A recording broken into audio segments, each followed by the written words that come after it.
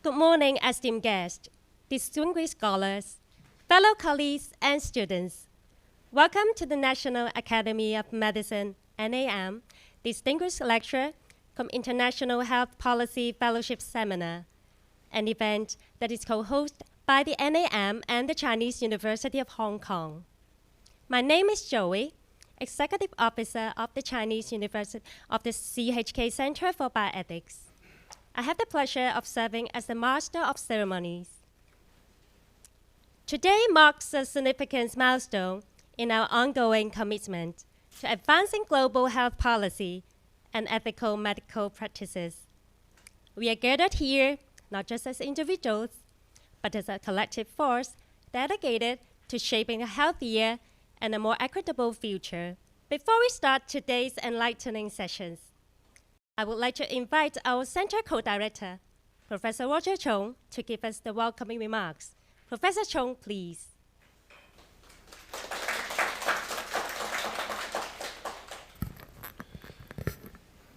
Good morning, Dr. Zhao, VC Professor Tuan, Dr. Derek Au, distinguished guests, ladies and gentlemen, and also I know that Dr. Zhang is also joining us on Zoom, and everybody who are with us online today.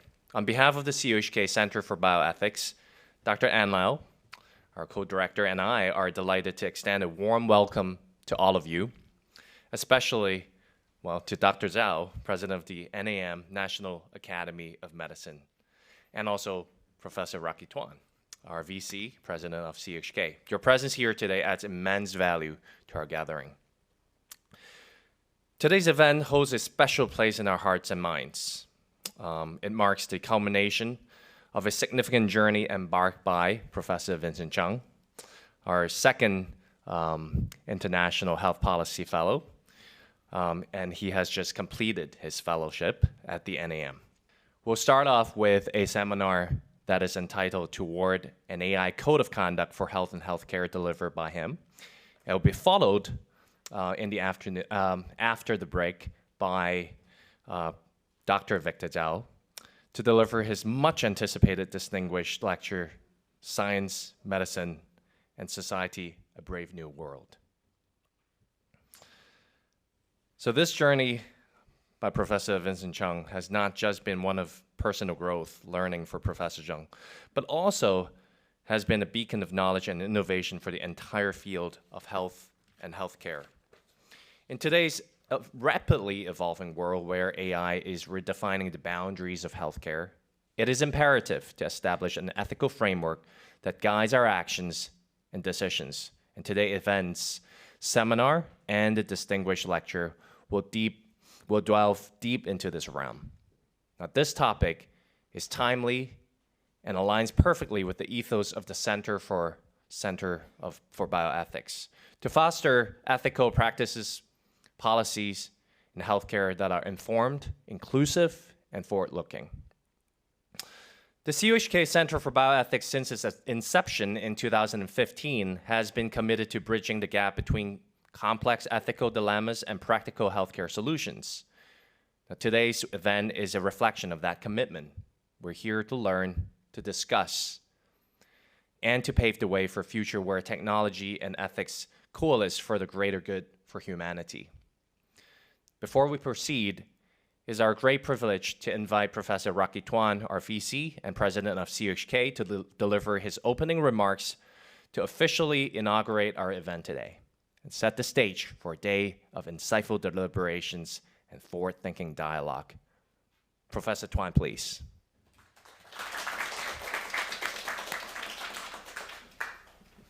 Dr. Zhao, distinguished guests, colleagues, ladies and gentlemen, a very good morning.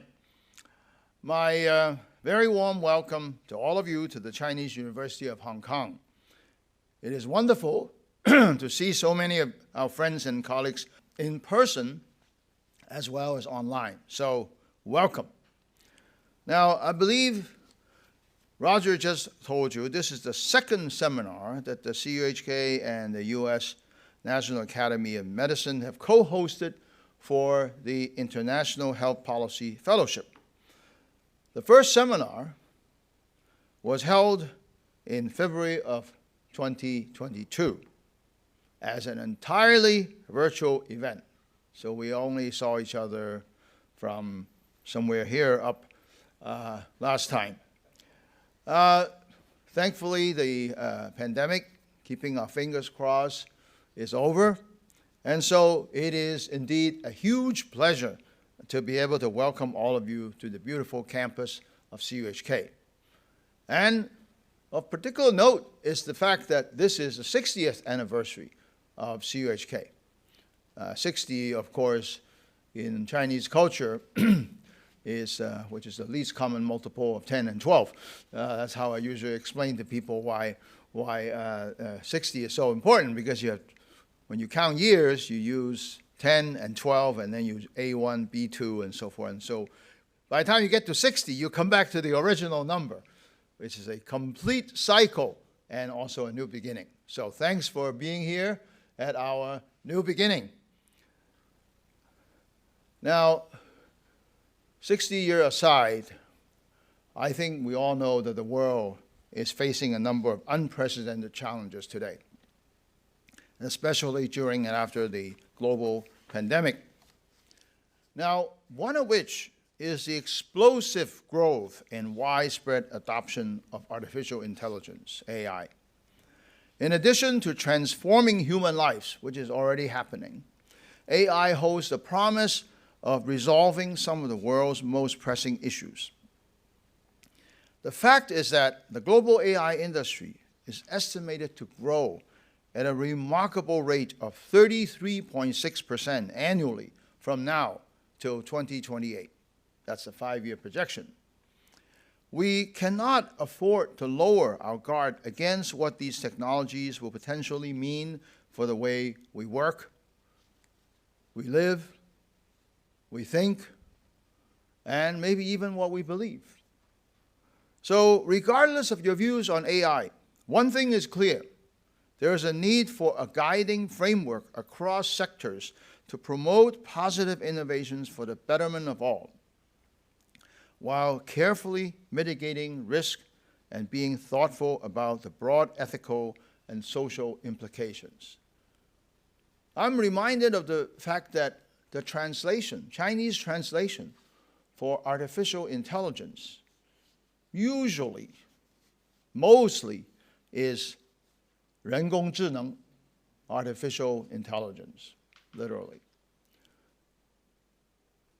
But every now and then, I see another term slip in. It's called 人工智慧. That means artificial wisdom. Where are we? Are we in artificial intelligence or artificial wisdom? I think that's something that's worth thinking about, particularly in the ethics aspect. Now, so therefore, I was very excited to learn about the NAM AI Code of Conduct Initiative, which aims to provide a guiding framework to ensure that AI algorithms and their application in health, healthcare, and biomedical science perform accurately, safely, reliably, and ethically in the service of better health for all. I'm particularly delighted or assured of the word accurately, because accurately and precisely are completely different things. Precisely could be very precise, but completely inaccurate, right? So accurately, I was really glad to see accurately in the description. So I am sure Professor Vincent Chung has made significant contributions to this important initiative as an International Health Policy Fellow at the NAM, and we all look forward to his sharing in a minute. Moreover, it's our privilege to have Dr. Victor Zhao, President of NAM, here with us today. Last time I saw him was BC, before COVID. Who will deliver a distinguished lecture on emerging science and technology and equity and innovation following Vincent's seminar. I very much sincerely hope that the partnership between CUHK and the National Academy of Medicine will continue to thrive Global partnerships are much needed to identify common pathways for solutions in addressing global challenges and health issues. So I hope you will all have a fruitful and enjoyable time today at CUHK. Thank you very much.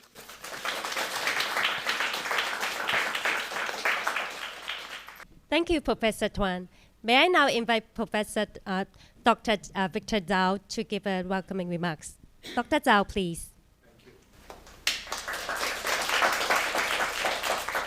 Well, good morning to every one of you.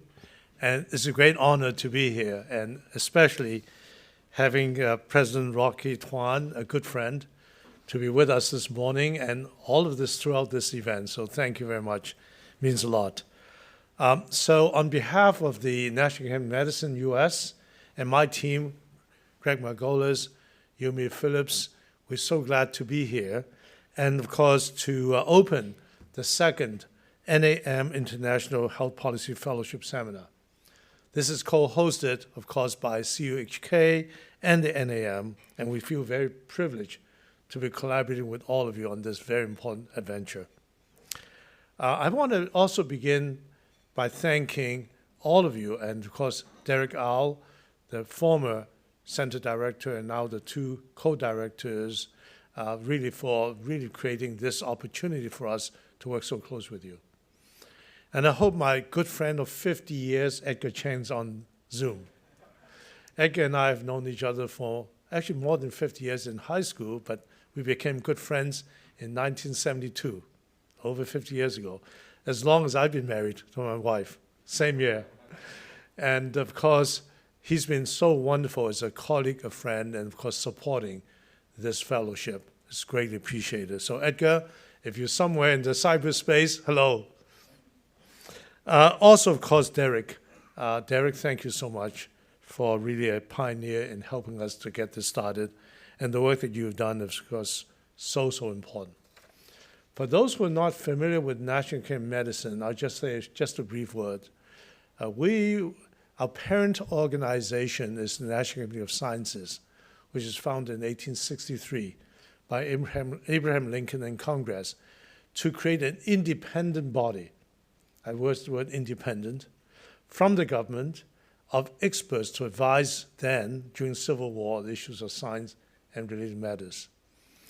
Over the number of years, we've evolved into three academies: Academy of Science, Academy of Engineering, and the National Academy of Medicine. Our roots started over 50 years ago as the Institute of Medicine as part of the National Academy of Science. And of course, more recently, about 10 years ago, we were formally become the National Academy of Medicine. Now, my good friend Rocky is supposed to come all the way to DC to celebrate our 50th year with us, but that was BC or during C. Yes, so, yes, I know exactly. So we missed you very much, but thank you for now being with us today.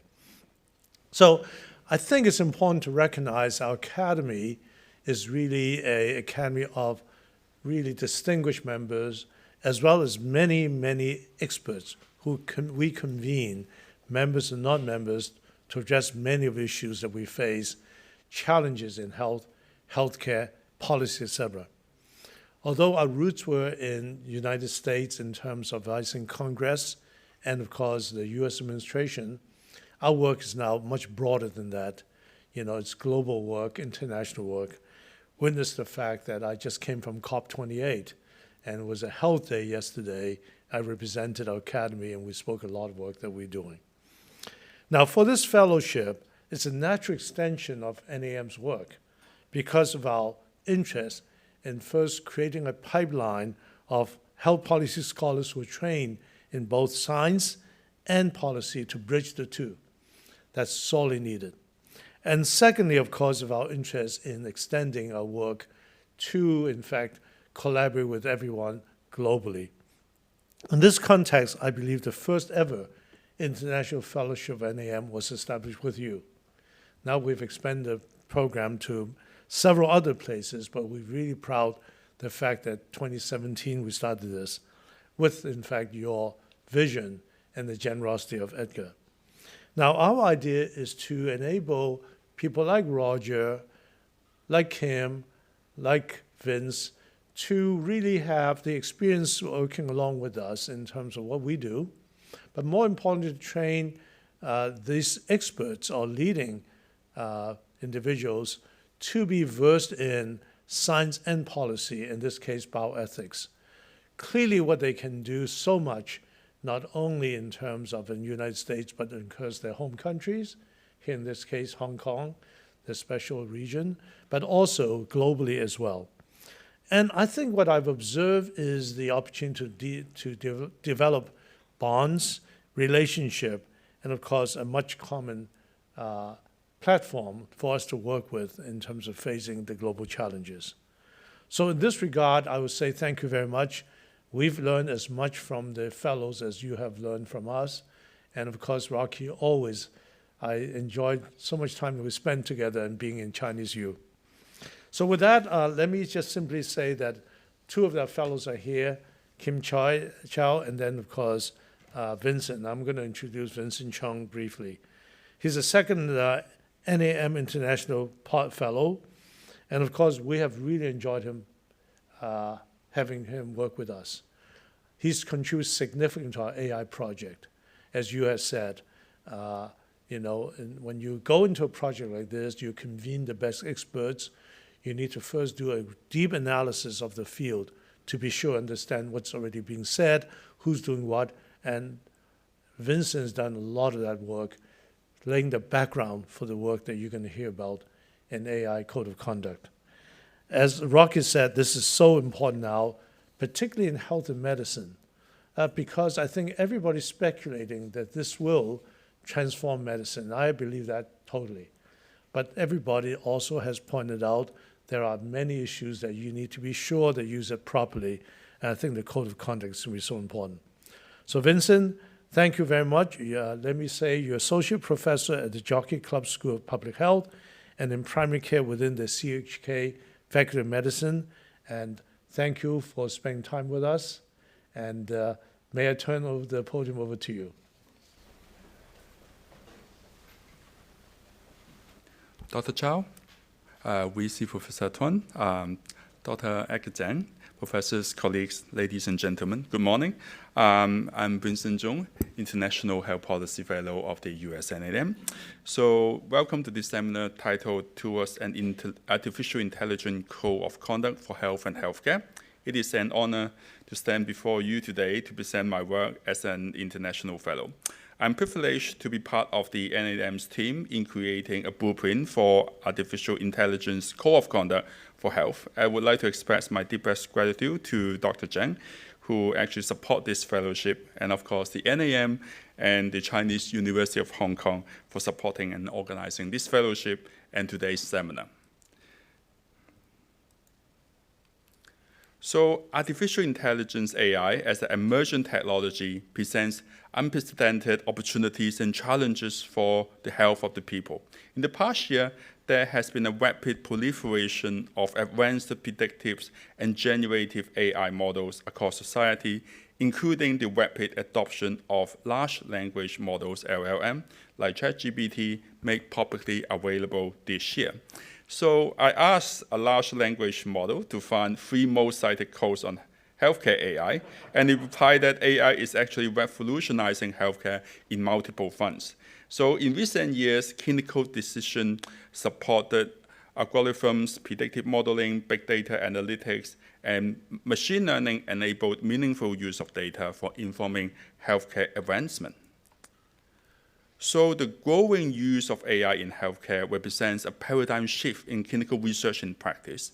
AI is capable of screening for and detecting disease, predicting clinical outcomes, optimizing administrative tasks, and also facilitate clinical decision-making, among other things. So in this example shown in the slides, AI model consume a wide range of clinical data, learn to predict and generate a prognostic probability of acute kidney injury. In this prediction module, it can evolve over time if it is adaptive, making it quite difficult, if not impossible, for users to understand the underlying logic. But yet, the emergence of explainable AI, which I will introduce later, will make the interpretation increasingly easier in the future. AI is also designed to complete human-like tasks and provide input for human decisions. So, for example, in medical imaging, AI software tools complement radiologists by fulfilling different roles incorporated in their clinical workflow, including detection, segmentation, and classification. Currently, the radiologists summarize the findings from different images, different modalities, visual reviews, and measurements. And the final report reflects the assessment of all these components, including written clinical information, and is approved by the radiologists who take full responsibility to the report. It is likely that a hybrid radiology report containing a combination of radiologists and AI-generated content, such as structured report forms pre-populated by AI, will become mainstream in the future. So in 2019, the NMA published the Artificial Intelligence in Healthcare, the Hope, the Hype, the Promise, and the Peril, highlighting the potential for advanced AI to disrupt and transform healthcare, representing a new range of possibility to augment human capacity and improve health. In that same publication, the NAM highlighted the potential of AI to introduce significant risks to equity, safety, privacy, and we need to act together to develop meditation strategies. Further, despite the appearance of being neutral and objective, AI are built upon data and models which contain bias and having the potential to produce harm, notably in risk prediction models for individuals from underrepresented groups. So without adequate recognition to address the risk, medical AI has a strong potential to accelerate existing inequalities or to create new ones. So let's look at an example of the presence of bias in a commercial algorithm designed to direct additional healthcare resources to patients at high risk of exacerbation or complication of their illness. So researchers actually showed that in this AI model, which was trained on dataset that did not contain information about race and ethnicity, systematically under-enrolled Black patients, even if they were sicker than their white counterparts. So this evaluation is actually published in Science, as we can see. From figure A, Blacks have a higher mean number of chronic conditions as compared to the whites, but they need to have a higher disease burden in order to receive screening or get enrolled into relevant programs. Figure B shows a significant underestimation of health risk among Black patients due to the AI bias, of which the health risk would become much higher if the risks were removed through stimulation. The evaluation team showed that the AI used health costs, which actually stratified population along the racial lines, as a proxy for health needs, since less money is generally spent on Black patients due to existing systemic bias. The AI predicted that Black patients had less need for high-risk management. So it is crucial that we engage in meaningful discussion about the ethical implications that arise from AI implementation. We must ensure that as we harness the power of AI to improve healthcare, we do so in a manner that upholds the highest ethical standard and safeguards the well-being of all individuals.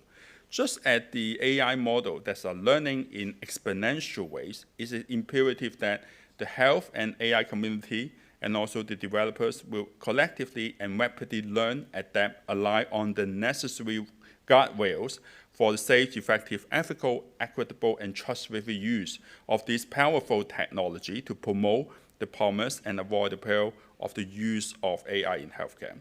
We will need to co-create a harmonized set of principles to be adopted by various stakeholders and different groups, which will pave the way for translation into development of detailed implementation plans, serving to accelerate our collective progress towards the shared vision of responsible AI.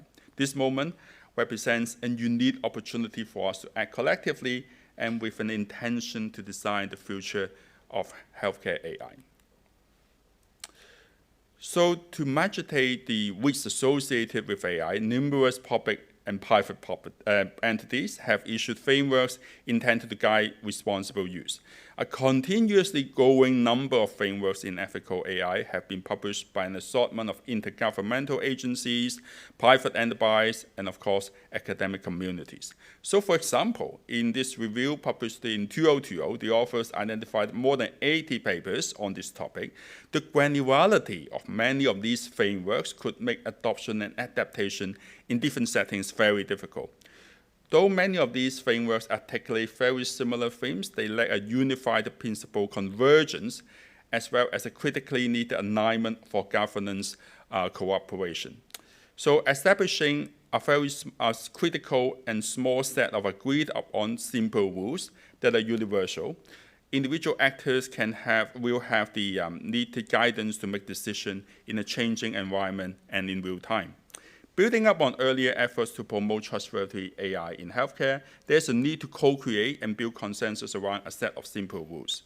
So this will promote the healthcare AI governance compatibility while broadly support the healthcare AI code of conduct, as well as a harmonized principle to be tested, validated, and continually improved as the technology and the ability to govern this advance. So in recognition of the importance of building up on previous efforts to define key principles required to ensure responsible use of AI, a systematic review of existing healthcare AI guidelines, frameworks, and principles was conducted as part of my fellowship experience. Together with the colleagues of the NAM Artificial Intelligence Code of Conduct Initiative, we synthesized content from peer-reviewed publication and also guidelines developed by professional bodies or specialty societies on responsible AI use in healthcare, published between 2018 to 2023. We mapped and synthesized the recommendations, summarized the best practice mentioned from a diverse range of publications and guidelines. So we searched 8 international databases and identified 905 records.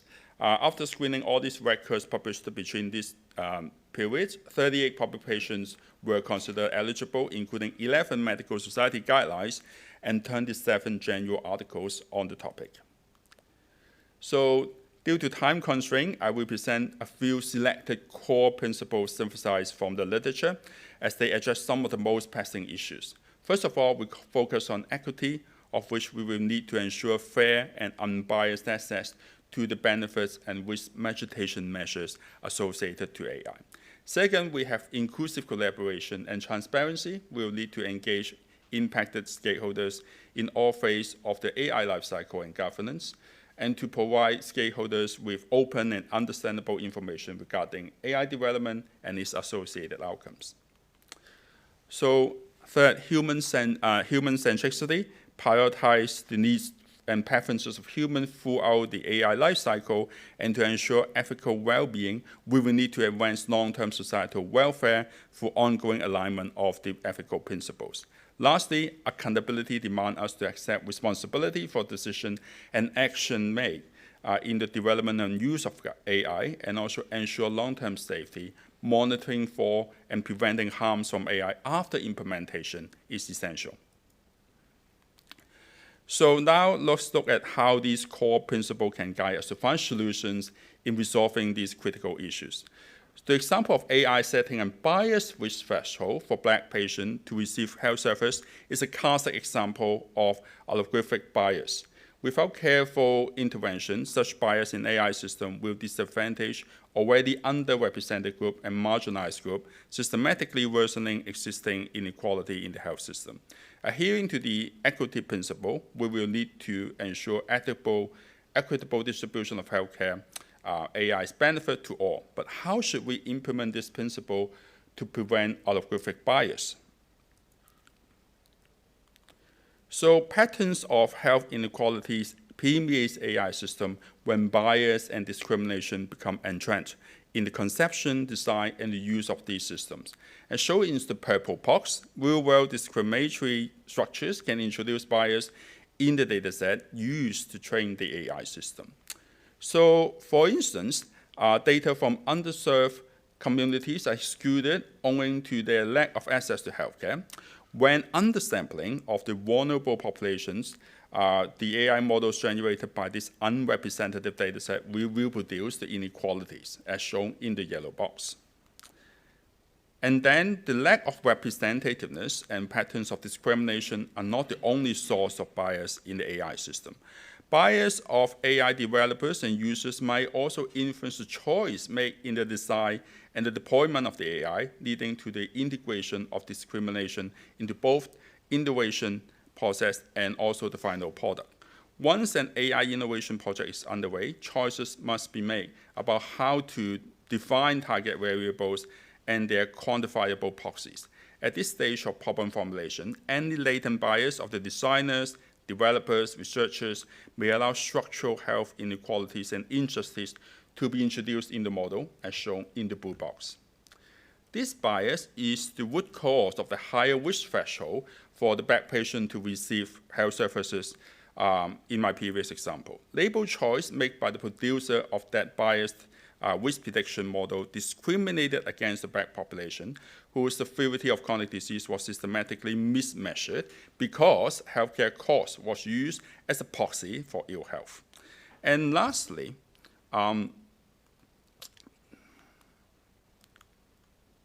the AI system may also introduce unequal health outcomes during real-world clinical application.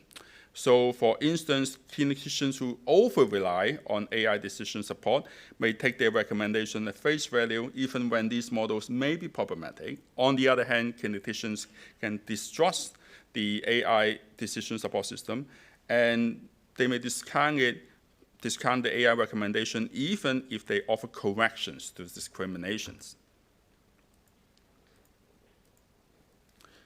So to mediate the compounding effects of AI on inequalities, different stakeholders must account for the potential biases at all stages of the AI lifecycle and the use of different strategies to prevent or reduce bias.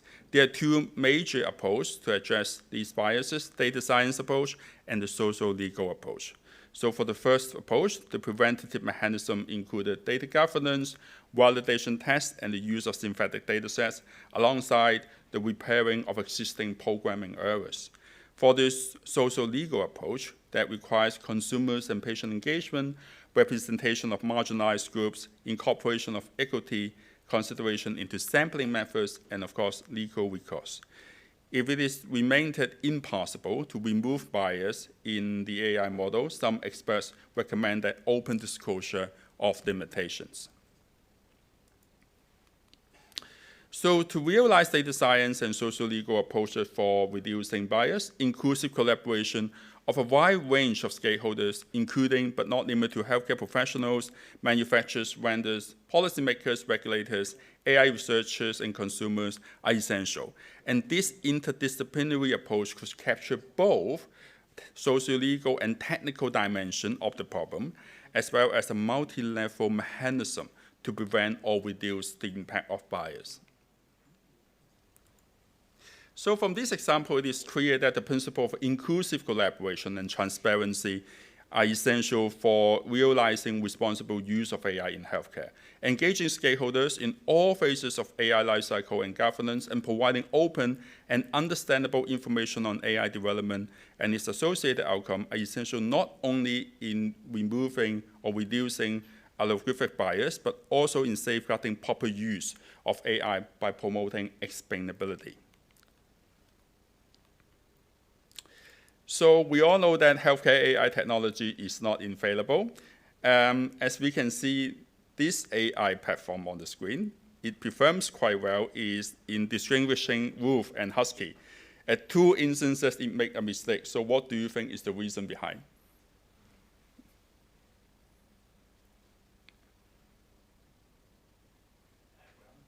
Background, yes.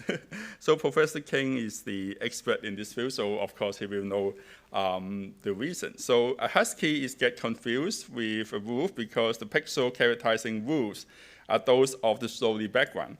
This artifact is due to a learning bias that was insufficiently representative. So this kind of problem happens in real-world application of healthcare AI as well. So let's examine this AI model developed in Mount Sinai Hospital. It performs very well in distinguishing high-risk patients from non-high-risk patients based on the chest X-ray imaging, but the performance of this model is very poor outside of Mount Sinai. So it turns out that the AI model did not learn any clinical relevant information from the image. In analogy from the Stoley background in the wolf and husky example, the prediction was based on the hardware-related metadata tied to a specific X-ray machine that was used to image a high-risk ICU patient exclusively in Mount Sinai. So the system was able to distinguish only which machine was used for imaging and not the risk of the patient. So in this case, hardware information is identified as a prediction relevant by the AI model rather than a meaningful feature from a medical perspective. So explainability methods allow developers to identify these types of error before AI tools go into clinical validation and certification process. When AI makes a mistake, developers will need to find out the reason behind and improve the product, and the healthcare professional will need to find a way to judge when an AI output should not be used for clinical decision making. So coming back to these slides, current literature consider AI system as explainable if the task model is intrinsically interpretable or the non-interpretable part is complemented with an understandable and faithful explanation. So in this AI-based prognostic model for acute kidney injury, one may consider this is explainable as it provides an explanation based on changes in clinical parameters on the patient over time. So very often AI relies on team-based development where multiple parties, such as several software and hardware developers, potentially they work in different locations on different components to create one AI product. And the diffuse development process raises concern about cohesion, oversight during development, and the performance of the final product. If the model's reasoning cannot be fully understood by the outsider, this further raises questions about who is driving the decision in healthcare and the balance of power between AI and healthcare professionals. So in some jurisdictions, product liabilities permits people to seek recovery and compensation when they are injured by the products. They are not reasonably safe due to a design defect, manufacturing defect, or manufacturer's failure to warn. So to address this, during AI technology development, manufacturers should create systems that are transparent and auditable with an explainable architecture where developer outlines the decision-making process in a manner that is familiar with the healthcare professional, aligns with human cognitive decision-making process, and tied to clinical evidence. So in this example of AI-based assessment of breast cancer, the lack of explainability reduces the transparency of decision-making and undermines the ability for healthcare professionals to remain accountable when they make the diagnostic and treatment recommendation. Where an explainable AI, often abbreviated as XAI, enables the resolution of disagreement between an AI system and a human expert, no matter on whose side of the error in judgment is situated. Particularly in case where AI products recommendations are strongly out of line with clinicians' expectation, explainability allows verification whether the parameters are taken into account by the system make sense from a clinical point of view. So usually explainability results are presented visually or through natural language explanation. Both shows clinicians how factors contributed to the final recommendation. In this example, the explainable AI interface has a Y button. In the left panel, it shows the patient information and provisional diagnosis, and the right panel has thumbnail images of the patient's slides. So AI analyzes the slides and recommend the diagnosis of atypical ductal hyperplasia, and pathologists can hit the Y button to let the AI display the key finding that leads to this recommendation. By laying open the inner workings of AI, explainability, as shown in this example, can assist clinicians in identifying false positive and false negative more easily. As clinicians identify instances in which the system performs poorly, they can report this case back to the developer to foster quality assurance, product improvement, and collaborations. So up next, pursuing explainable AI also facilitates adherence to the principle of human centricity. By allowing healthcare professionals to safeguard trust on AI recommendation, we prioritize the needs and preferences of humans throughout the clinical decision-making process. And by optimizing AI and human judgment complementarity, we can better adhere to the basic ethical principle of advancing human health as the primary aim of AI development. So the use of AI for assisting decision-making may expose healthcare professionals to risk of malpractice. So for instance, if a patient is injured after clinicians' adherence to the AI recommendation, the patient may consider that, oh, this clinician should not have followed it because it was wrong, and the clinician's decision to rely on the AI is what caused the injury.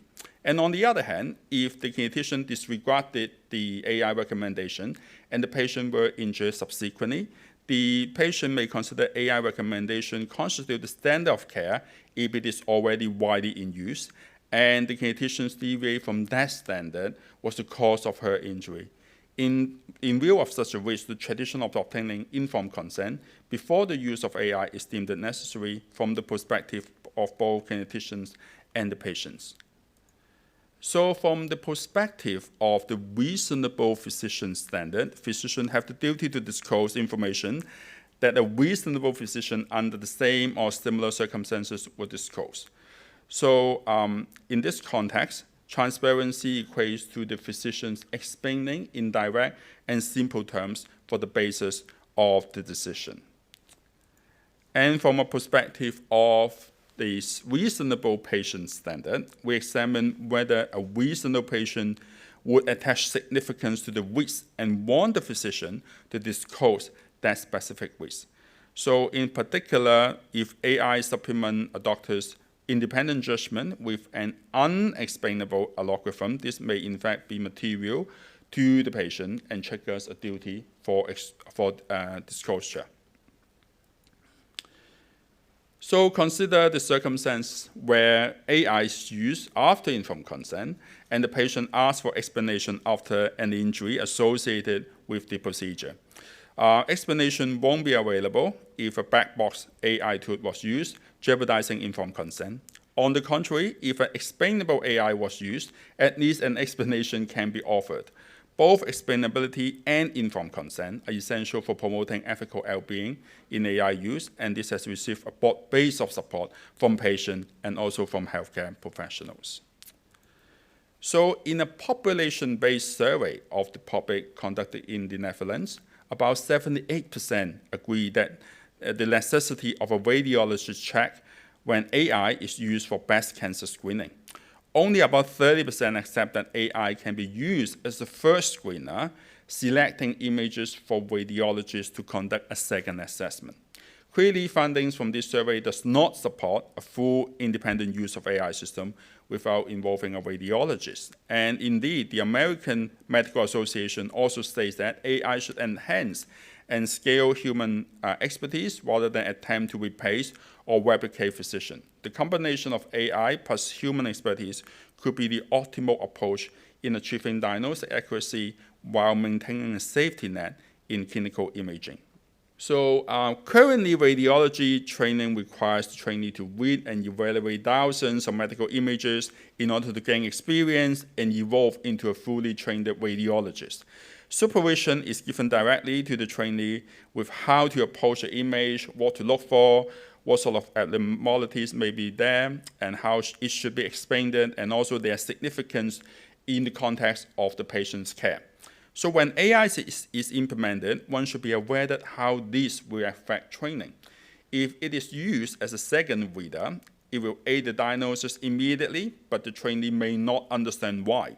AI may be used as a second reader, freeing up specialists for other tasks, but the trainee will lose out on important interactions with their supervisor, potentially resulting in situations where younger on-call radiologists use AI as a first reader and base the reports on the AI result. This will surely affect the acquisition of what all the radiologists consider as a common or basic knowledge. If basic radiology training in the future is too weak, then they may have difficulty challenging incorrect AI prediction in the future. This effect on radiology may take years to manifest, and by then it may be irreversible. Therefore, AI always will only act as a system that supports radiologists, and the clinician should make a final decision on the report.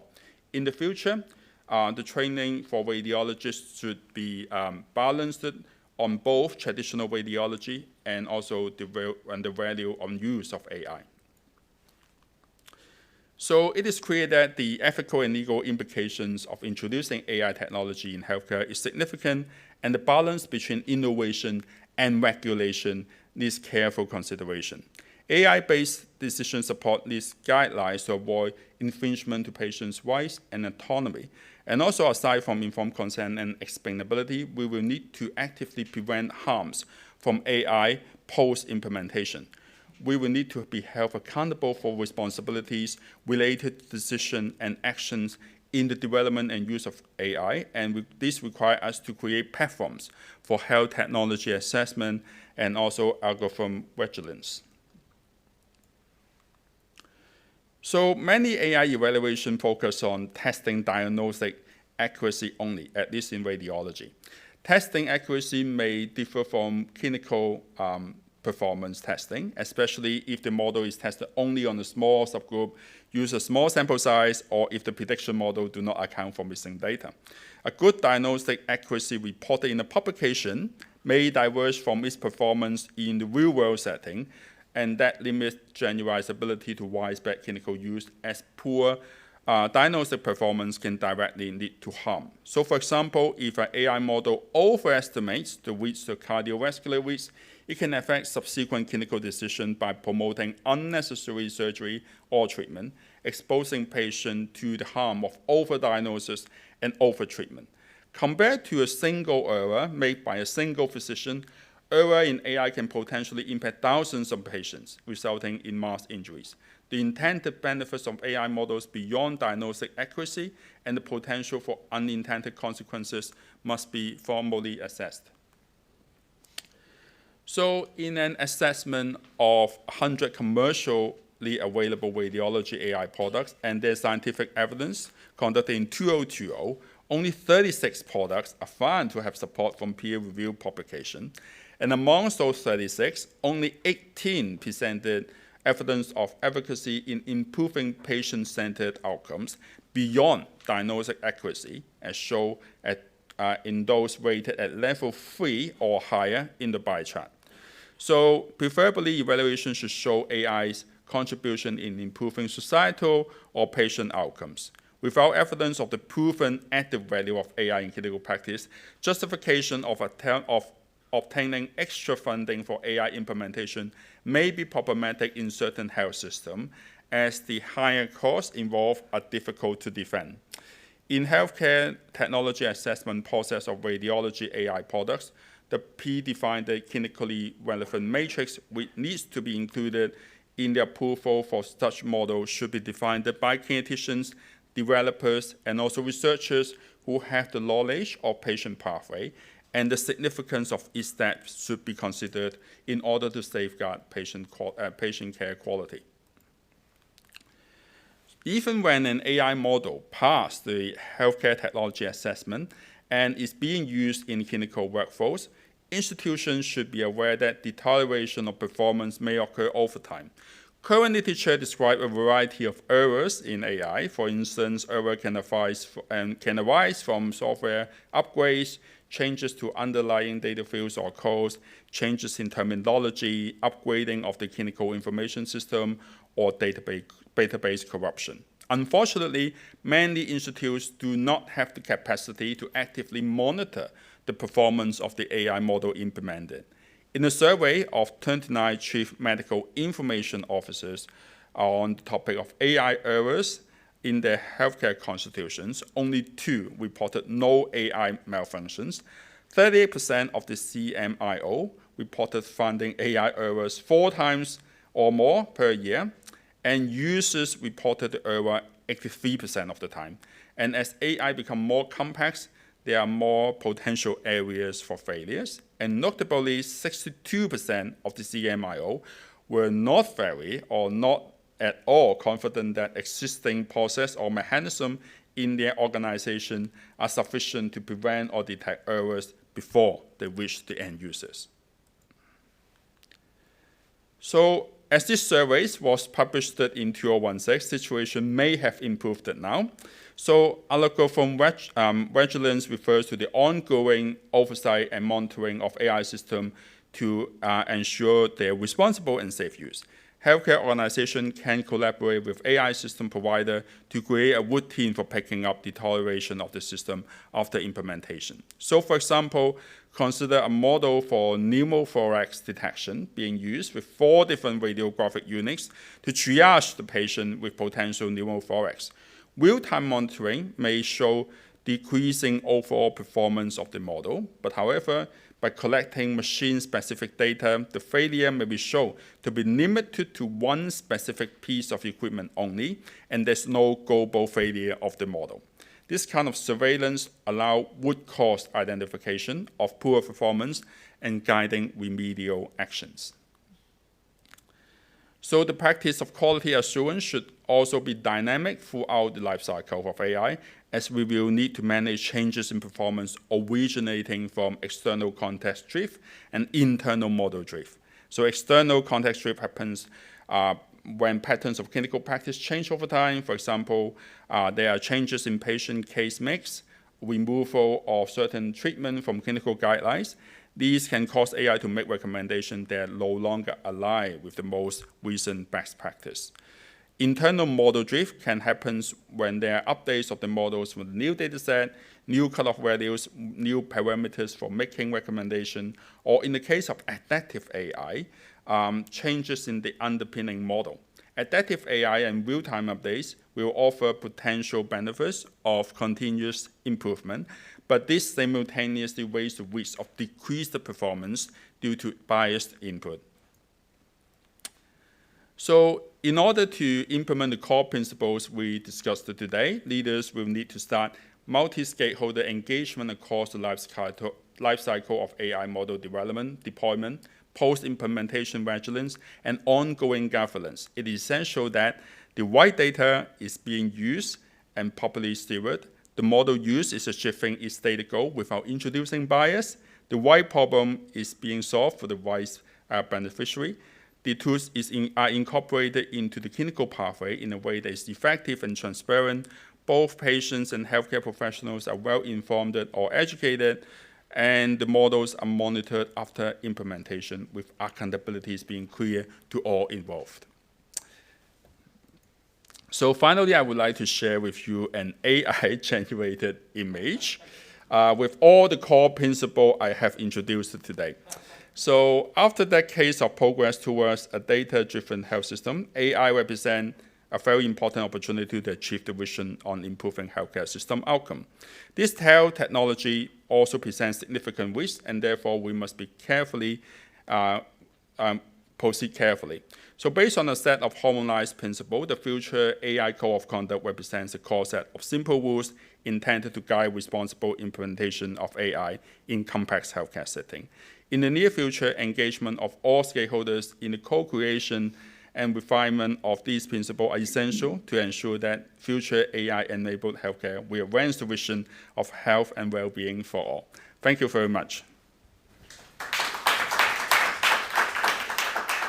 Thank you. Thank you, Professor Vincent Chung, for your insightful and thought-provoking presentation.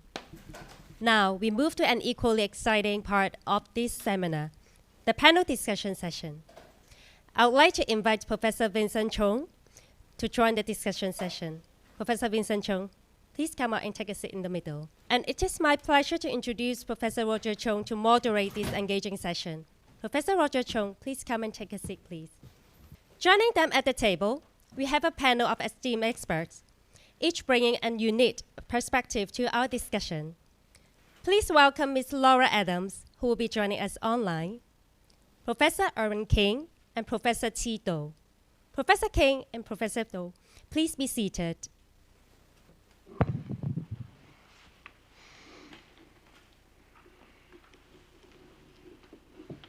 Can start, right? Okay.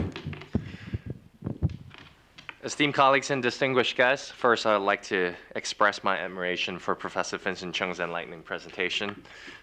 Please give a big hand to Vincent again. His presentation not only reflects the cutting-edge developments in the field, but also underscores the pressing need for ethical frameworks in the era of AI in healthcare. His work at the NAM beautifully, I believe, bridges the gap between advanced technology and the human values that guide our profession and policy. I just have a quick question. I really like your opening slide with the 3 most cited quotes on healthcare AI. I'm just wondering whether the AI actually made up the references over there too. I use an AI system that actually confined the model into peer-reviewed publications only, so they didn't make up the citation. But I do think we have to be very careful when we interpret the results generated from large language model, as I mentioned before. Yeah, thank you very much. Well, now let me introduce each of our esteemed panelists, each a luminary in their respective fields. I'll introduce one by one, and then because if I have to introduce all 3, it will take 5 minutes. All right, so I'll take 2 minutes for each. All right, because their portfolio is very rich.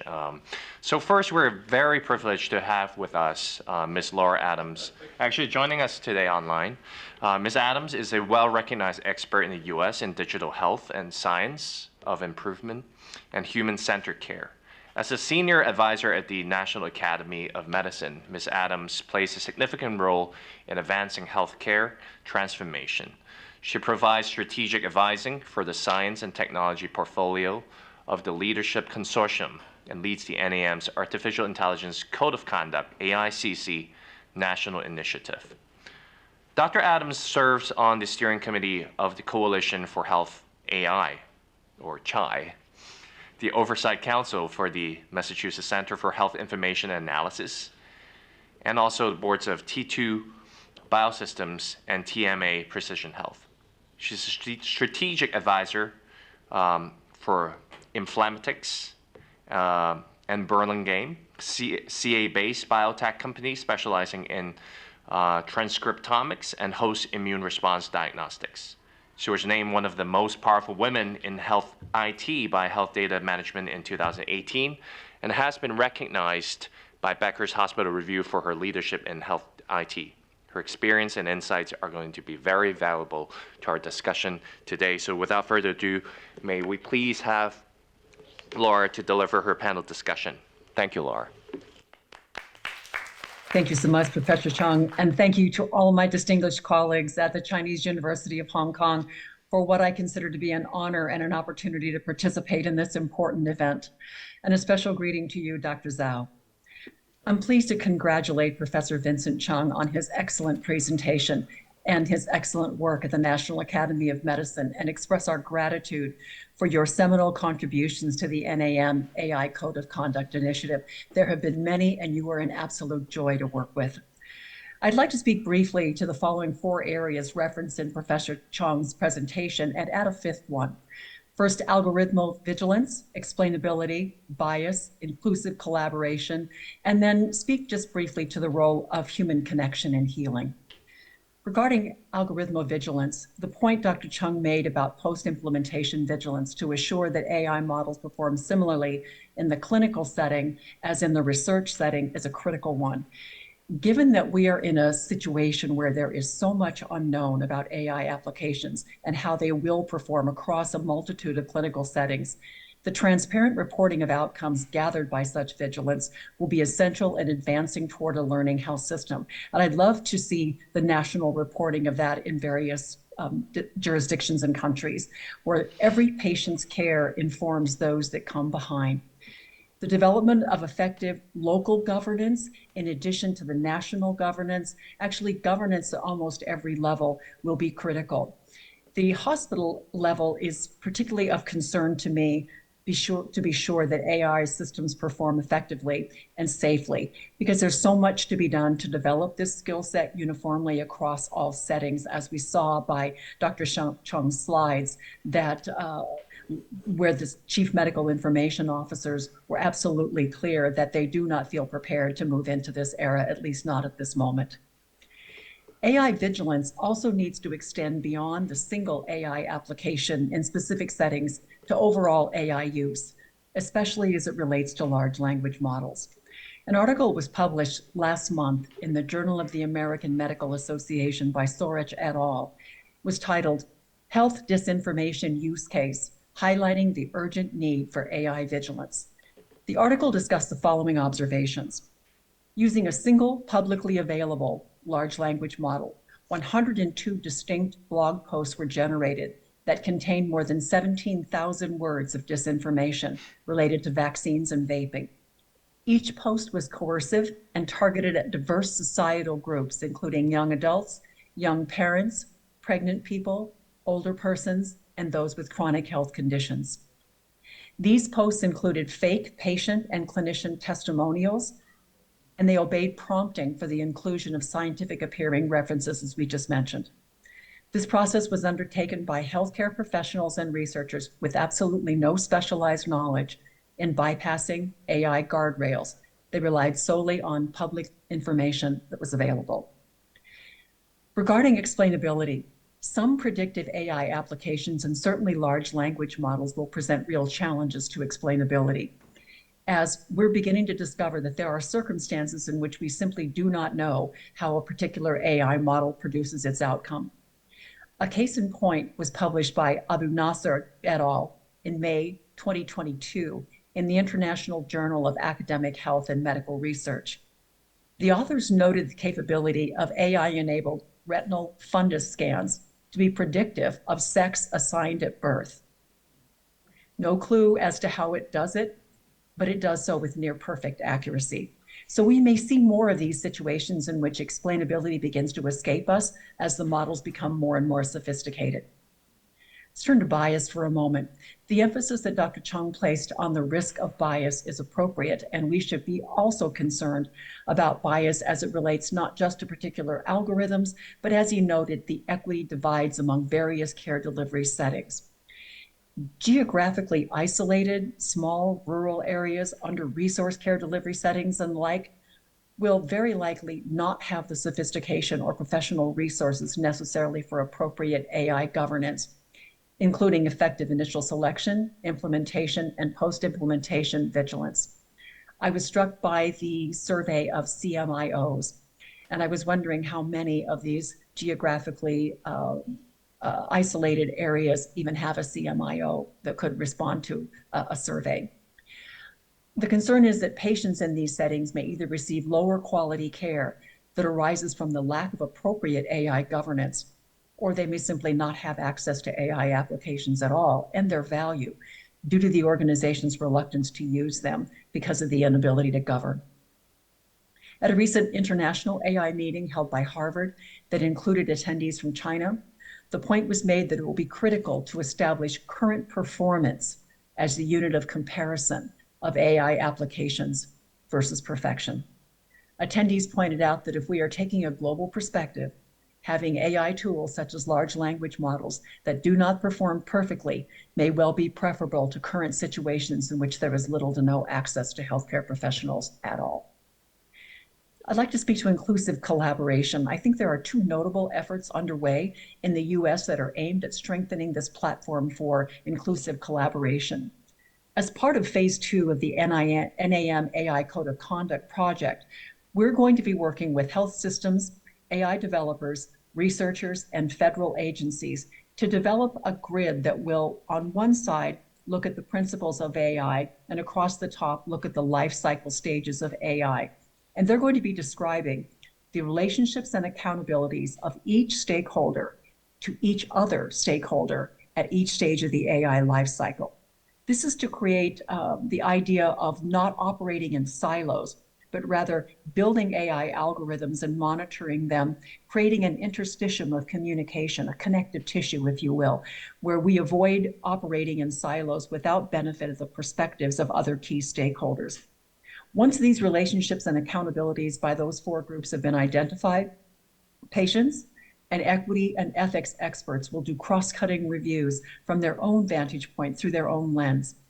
We plan to create scorecards that various stakeholders can use to assess the degree to which they're being inclusive and collaborative vis-a-vis the other stakeholders at each stage of the AI lifecycle.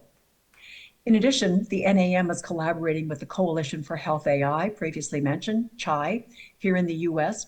Their goal is to develop a network of AI validation labs that would assess AI applications against the NAM Code of Conduct and the national AI standards that are being developed, and certify those that have met the criteria, including aspects of inclusive collaboration before they go to market. And finally, in closing, I'd like to speak to the role of human connection and healing. By underscoring the uniqueness and the importance of human compassion, touch, empathy, and understanding of the patient's circumstances in the process of care. In my experience, the power of hearing the patient's story is unmatched. While AI can certainly give us information, patient stories give us wisdom. Thank you again very much for having me. I look forward to the Q&A session, and we'll turn the microphone back over. Thank you very much. Thank you very much, Ms. Adams, for the very insightful discussion panel. Now, I would just like to remind everybody here in the audience and also people joining us online that we do have a Q&A session after this. So if you have any questions, please feel free to put in the chat or in the Q&A on the Zoom if you're joining us online. So we'll move on to our second distinguished discussion panelist. We're very honored to have Professor Irwin King. As a distinguished professor in the Department of Computer Science and Engineering at CUHK, Professor King's expertise in machine intelligence and AI is very extensive. He's a fellow of several prestigious societies, including the Institute of Electronics Engineers and International Neural Network Society, and a distinguished member of the Association for Computing Machinery. Professor King has served as the president of the International Neural Network Society and has taken on key positions for many premier international conferences. He's also the director of the Machine Intelligence and Social Computing Lab and the Trustworthy Machine Intelligence Joint Lab. Professor King has been recognized with numerous awards, including the 2021 INNS Dennis Gaber Award. His leadership roles in various top conferences and societies underline his significant contributions to the field. So may we please have Professor King. Thank you. Thank you. President Chung, VC Duan, distinguished guests, thank you for inviting me to be here. I prepared a few slides because I only have like 7 minutes as told. So I'm going to probably change the slides a little bit. Okay, so let me do this. I thank Vincent for doing a great work on crawling the internet but I'm going to show you something. Oh, by the way, in the typical panel, we want to see fireworks, okay? You want to have a diverse viewpoints, and you want to see really a controversial viewpoints being discussed. But unfortunately today, we're very harmonious. So we will not, I will basically compliment what Vincent has shared. So I just want to share with you, you did this actually academically, and I did this almost on the social media, if you want to say it, okay? So NPR and Reuters, and then other sources, news sources. What I could see is this. I've been working in AI and machine learning particularly for the last 35 years, and it's more and more critical. So recently I began my journey to work on what we call a trustworthy AI, or trustworthy machine learning. It's by reinforcing the machine learning with things like robustness, privacy preserving characteristic, and also security and fairness and all that. Because what we see is not only in the academic, but obviously in the society. I mean, people are really, I think, concerned about the ethical issues and also security and privacy issues in healthcare systems. So, so today, what I would like to actually share is something that we've been actually doing recently, and is on using large language models as a ethicist or making a moral decision. Okay. By training, I'm a computer scientist. I'm not a philosopher nor a ethicist, but let's see what we could do a little bit. Okay, so I think that Laura and also Vincent, you have shared all this items, so I don't want to go further into this. But I do want to share a little bit of this. You know, you talk about bias.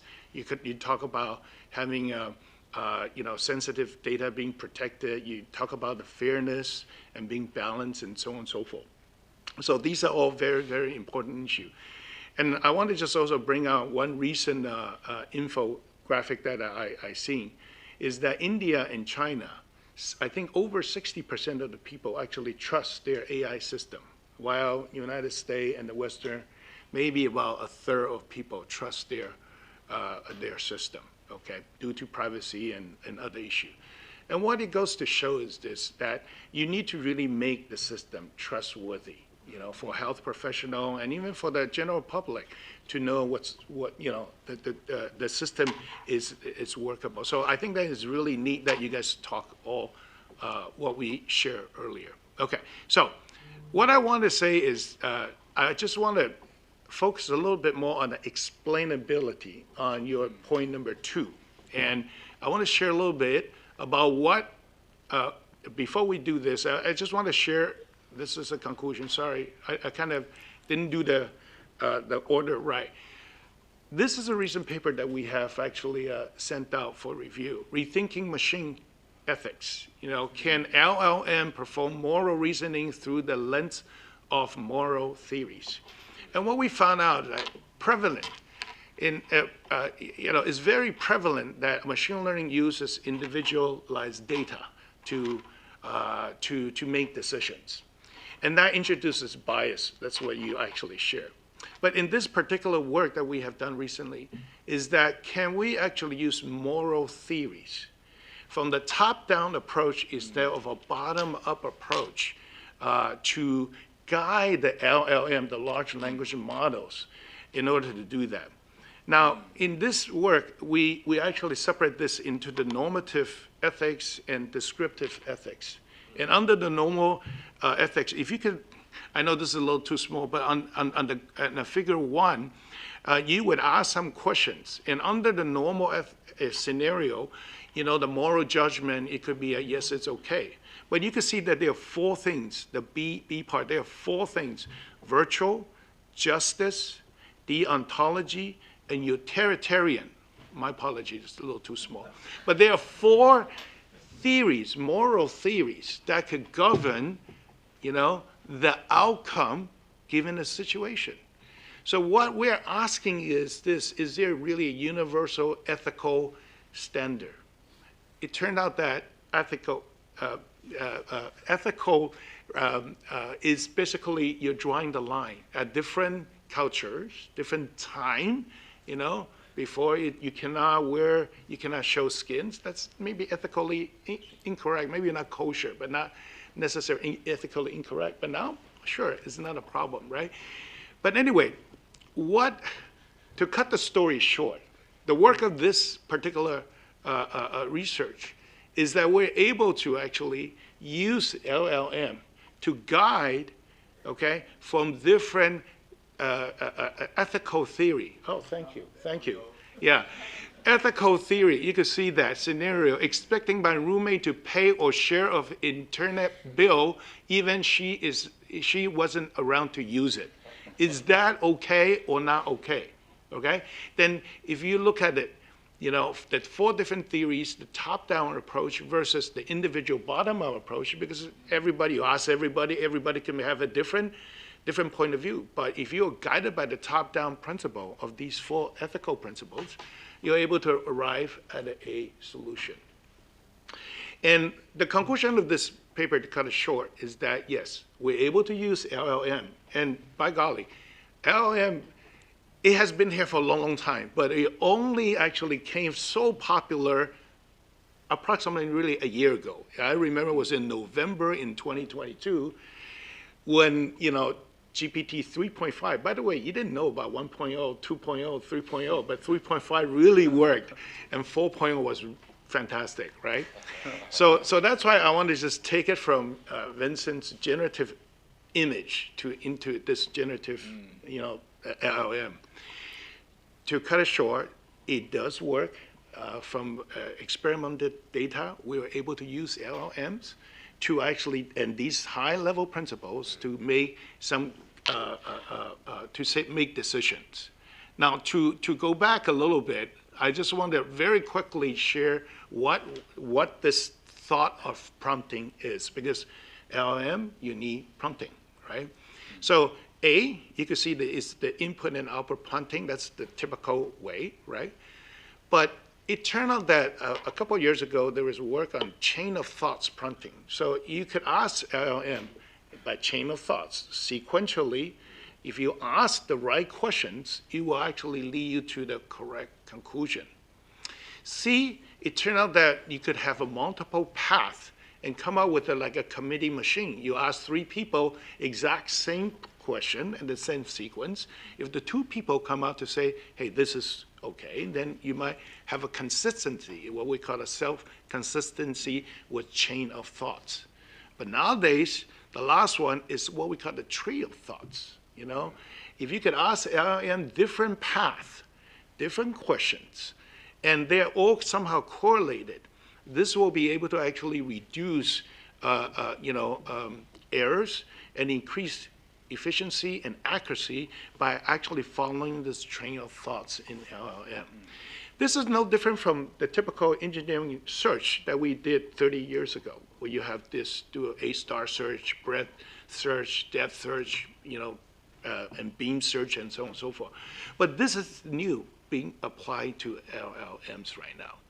And it appears that we're on some kind of good path, because the evidence from the experiment demonstrated that this actually will be able to provide us with an ethical framework, whether it's for healthcare, whether it's for, earlier we were talking about software development, or other areas that requires ethical reasoning or ethical conclusion.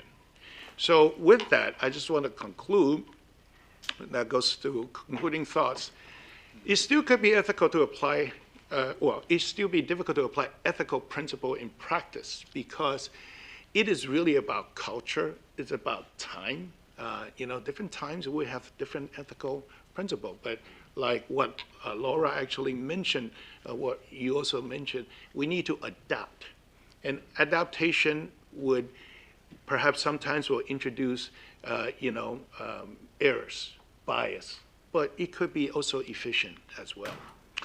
Bias in data and human judgment impact fairness in machine learning outcomes. Yeah. I think that one slide I didn't totally agree, so this is the dissent, is that you say algorithmic bias. Algorithmic really doesn't bias, it's really the data bias, okay? So it's really garbage in, still garbage out, okay? So the computer algorithm is kind of agnostic, I would say, unless you're explicitly, introducing bias, but the data that you train needs to be fair and so on. So that's something that we need to, and also emphasize the explainability in AI. So hopefully our work in LLM will be able to actually locate that tree of thoughts, and we'll be able to actually trace back to say, how did you do this? And how did you do this? Why did you ask this question? And so on and so forth, back to reasoning.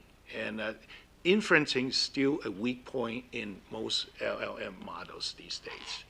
And lastly, I just answered, LLM is able to perform some moral reasoning, and I hope that this will be able to help healthcare professional, and other professionals as well. Thank you very much.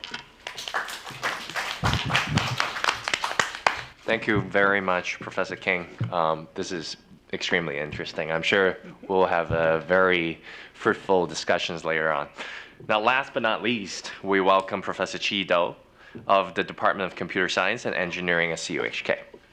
Professor Dou's research lies at the intersection of medical image analysis, machine learning, and robotic surgery intelligence. Her work focuses on creating intelligent systems for medical diagnosis and intervention, including areas such as 3D deep learning and surgical video analysis.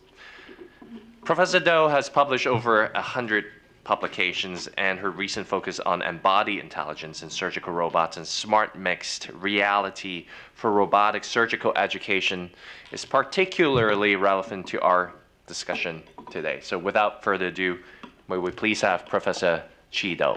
Thank you. Thank you. Thank you very much for the invitation, President Tuan, Dr. Zhou, and Vincent. Thank you very much for the invitation.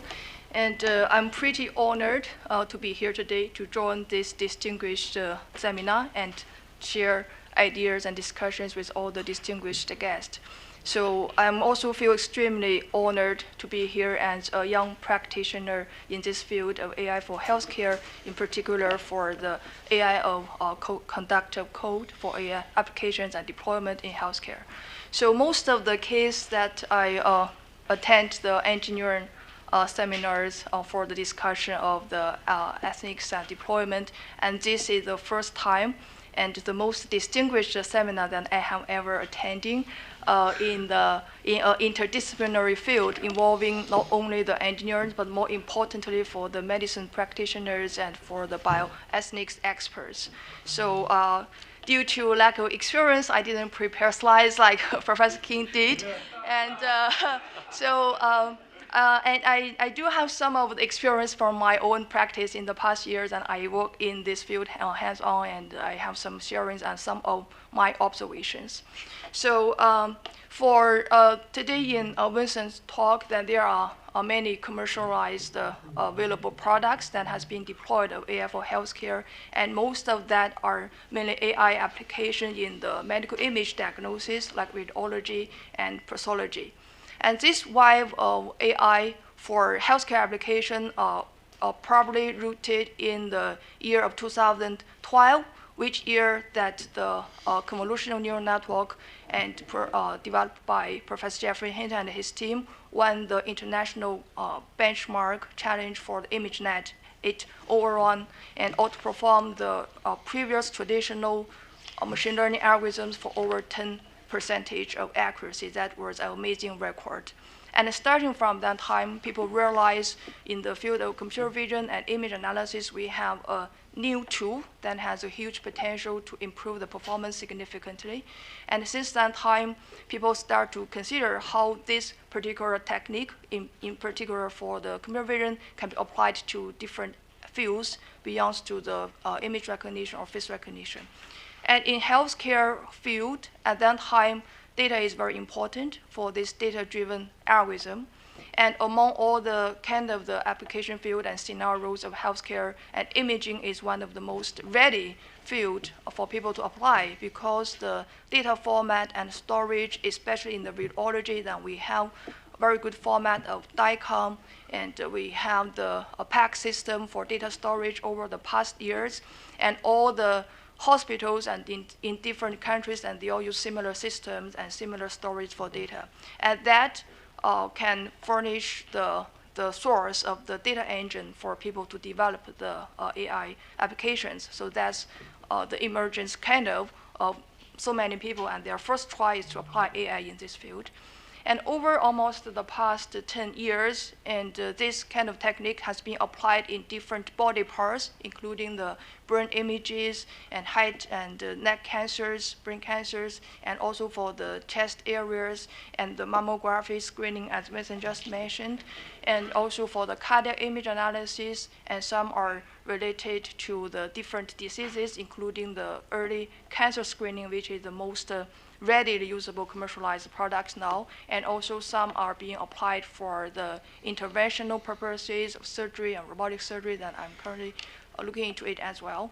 And all these applications, and they are reaching a certain standard of a level of performance that, as our clinician collaborators, they consider it reached to a level of potential deployment in the clinical practice. And then currently, it's very timely and important time stage for us to look into the more deployment and ethics aspects of the deployment of AI in practice.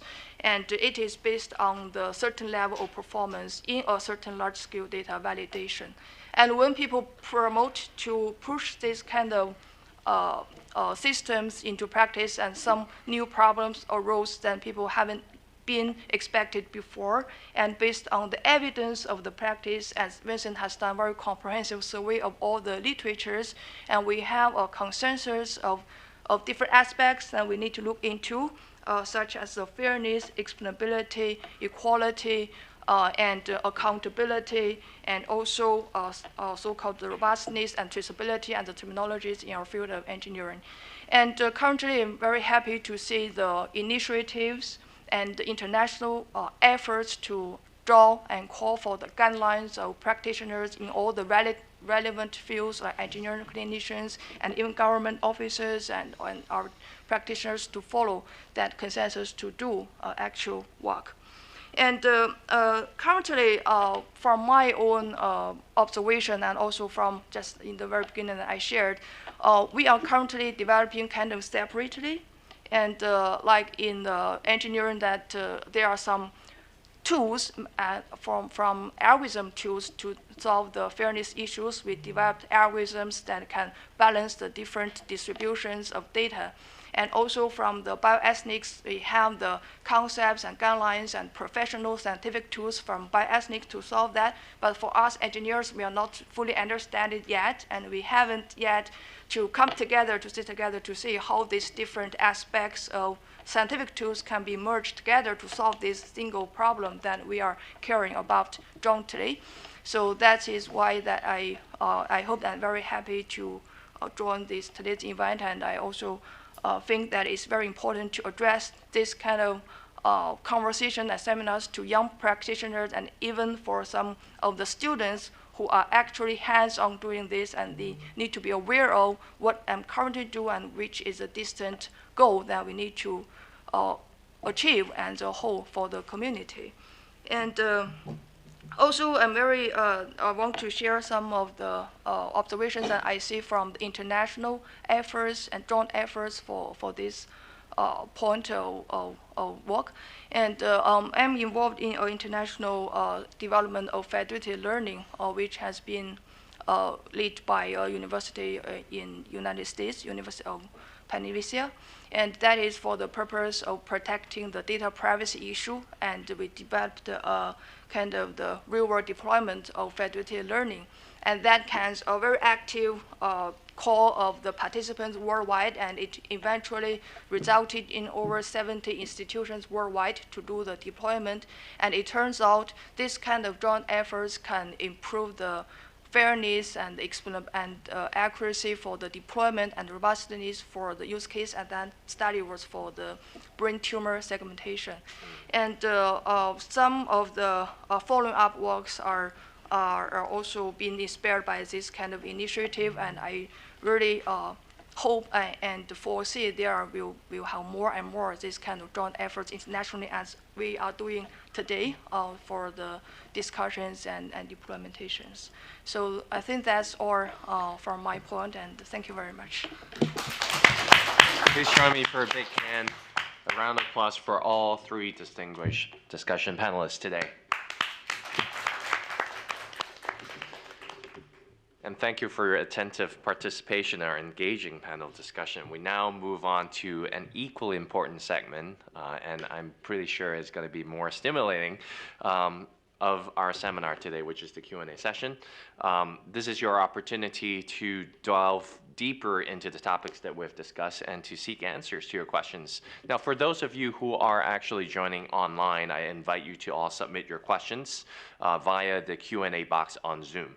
And we'll try to address as many as we can in the time that we have. Now, these questions can be directed to Professor Vincent Chung and also to any of our panelists. Now, let's take our first question. Let's see if there's any question from the floor. Please, Kim. And then Victor, also raise your hand, right? Okay. Yeah. Thank you, Vincent, for your insights in relating to AI and healthcare governance. I have two questions for you. The first question is, so you've provided us a lot of insights regarding to the application of AI in healthcare, particularly the AI used by healthcare professionals. But in reality, AI has already in our lives. So let me give you an example. I work in neurodegenerative diseases and mental health diseases. So there are already apps, cell phone apps that are available that could track people's conversations, dialogues, their movements, whether or not they stay at home at all times versus they go out a lot to see if they are potentially having mental health issues. So that kind of apps. So I know that the healthcare professionals, they're already well informed about the code of conduct of the data, but how about at this point, the use of AI at the early stage of the patient's journey, which was intended to break the silos between potential mental health patients and the healthcare professionals, but who owns the data, and how to build trust between the users and the healthcare professionals, and are there any informations regarding to promoting equal access to these tools in your, so have you ever came across with any guidelines that related to these? Okay, so when I hear your question, it reminds me the traditional approach of doing epidemiological research. So let's say I want to assess potential risk factor or what may lead to dementia. So we have to collect data from the patient, and you have an AI way of collecting all this information, right? So I think the tradition of obtaining informed consent, explaining the procedure to the patient, and more importantly, to explain to the participant how the patient will be used, how data will be used, and how the data will be stored and destroyed subsequently. I think these needs to be explained properly. One of the issue about this is I think there's a general lack of awareness amongst the public about the protection of their own privacy and the importance of providing informed consent in these scenarios. So I think on the education aspect, I think we need to do a lot more to educate our students and even the general public on data protection of their own privacy, and as researchers ourselves, we have to work with the developers and including the commercial sector to develop guidelines so as to safeguard the fair use of data. I think this is the approach that we will need to make. We should learn from our tradition of doing empirical research and translate it into a digital platform. I see. Yeah. Okay, thank you. So for the second question is more philosophical, actually. So when we thought about ethics, so usually we focus mainly on the ethics of doing something new, like having AI nowadays. So are there any attention to the ethics of not doing something new? Say someone could be reluctant to the adoption of new technologies. There must be the counterforce between the new things and the old things, right? Yes. So are there any people thought about the ethics of not doing something new? Yeah, in one of my slides, actually, Doqi mentioned it as well. Amongst 100 radiology AI software, only a small proportion has outcome related to direct benefits to patients' outcome. So therefore, in many circumstances, when you want to introduce a new technology in the healthcare system, people may think, okay, if I spend money and invest in this technology and need to train people to do it, what will be the health system outcome for that? How many patients will benefit from the introduction from this new kind of technology? So if we go back to the basic thinking about evidence-based medicine, we may need to consider how AI will actually impact patient outcomes. And unless we show that, it is quite hard to actually convince people on now we should actually adopt this AI thing right now, especially when we don't have a very mature research or clinical research or vigilance system here that we actually can make use of to protect the patient. This is especially critical. So actually we do see a lot of resistance in selected healthcare system, especially those which is insurance-based or tax-funded health system, to have a lot of reservation about the use of AI, probably due to the lack of direct clinical evidence. So I think there are still, again, quite similarities between the traditional clinical research paradigm, and we may have to learn from that and translate that into the AI field with a new angle, new methodology, and new perspective. Yeah. Dr. Zhao. Yeah, this was an extremely rich conversation. I truly appreciate it. Vince, I think you did a tremendous job in pulling it together. And then, of course, Laura, Erwin, and Che, really good stuff. I have maybe 3 questions. One is the first one on governance. This is going to be my lecture also later on about the issue of governance. And because it occurs to me that this is a very complex issue. As you pointed out, there are many stakeholders involved in creating the right governance. And I'm not on regulation. The question, what would be the right governance structure to be sure there's, the algorithmal vigilance and proper use of, et cetera.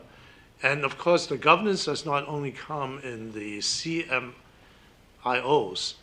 They could be one level, but in fact, as you pointed out, it's highly distributed. Private sector are working separately from the public sector. And this becomes a fundamental issue about, at the end of the day, how do we know and how can ensure that the governance is properly executed in whatever the product you have. Second question is informed consent. Vincent, you mentioned informed consent. What do you say informed consent? I'll be very interested in saying what exactly are you asking patients to consent to, right? Because of the great possibility that you have talked about in AI. And third is moral reasoning. I'm not sure I'm convinced that's moral reasoning. It's prompting. A series of question prompting. It's very different from, like people say, AI can do compassion, right? Can it replace a human being and being a physician compassion? With the right prompting, the answer may be correct, but you have to put the right prompting at the right circumstance all the time.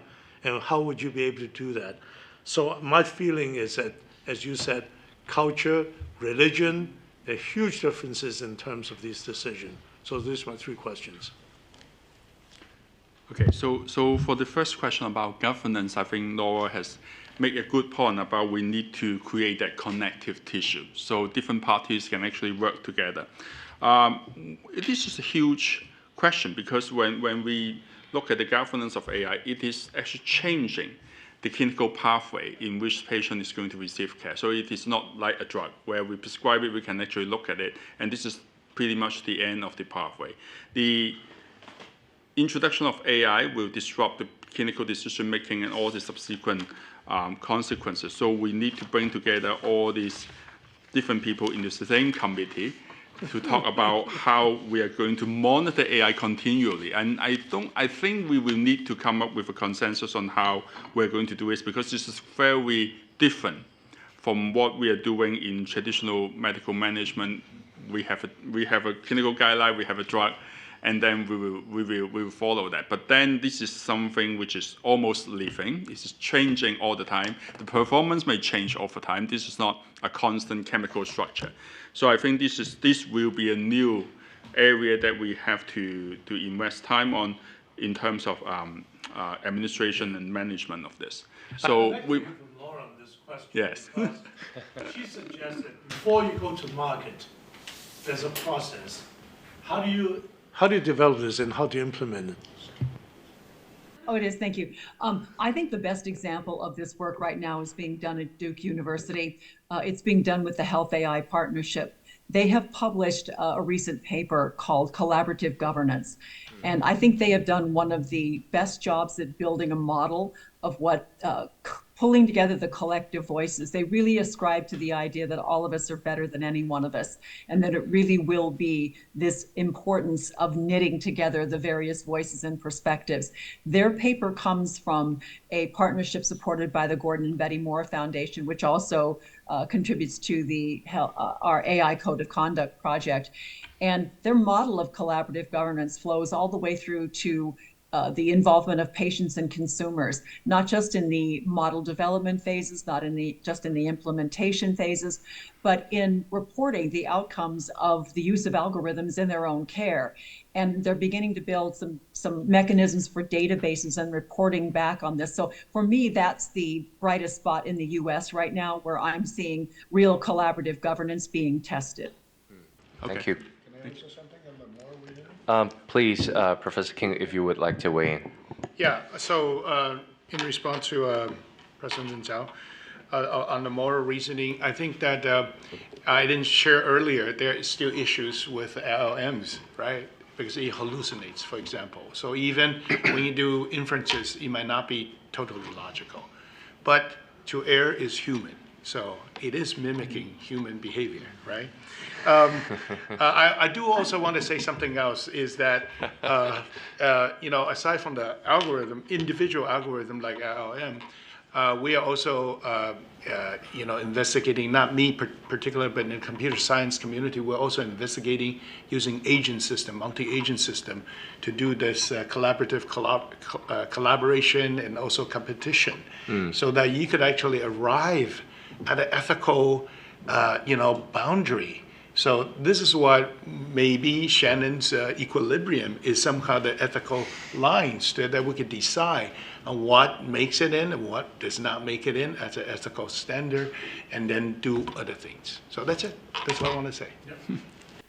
I'm also wondering too if I think as we're looking at these things, AI is the problem and AI may also be the solution to the same problem.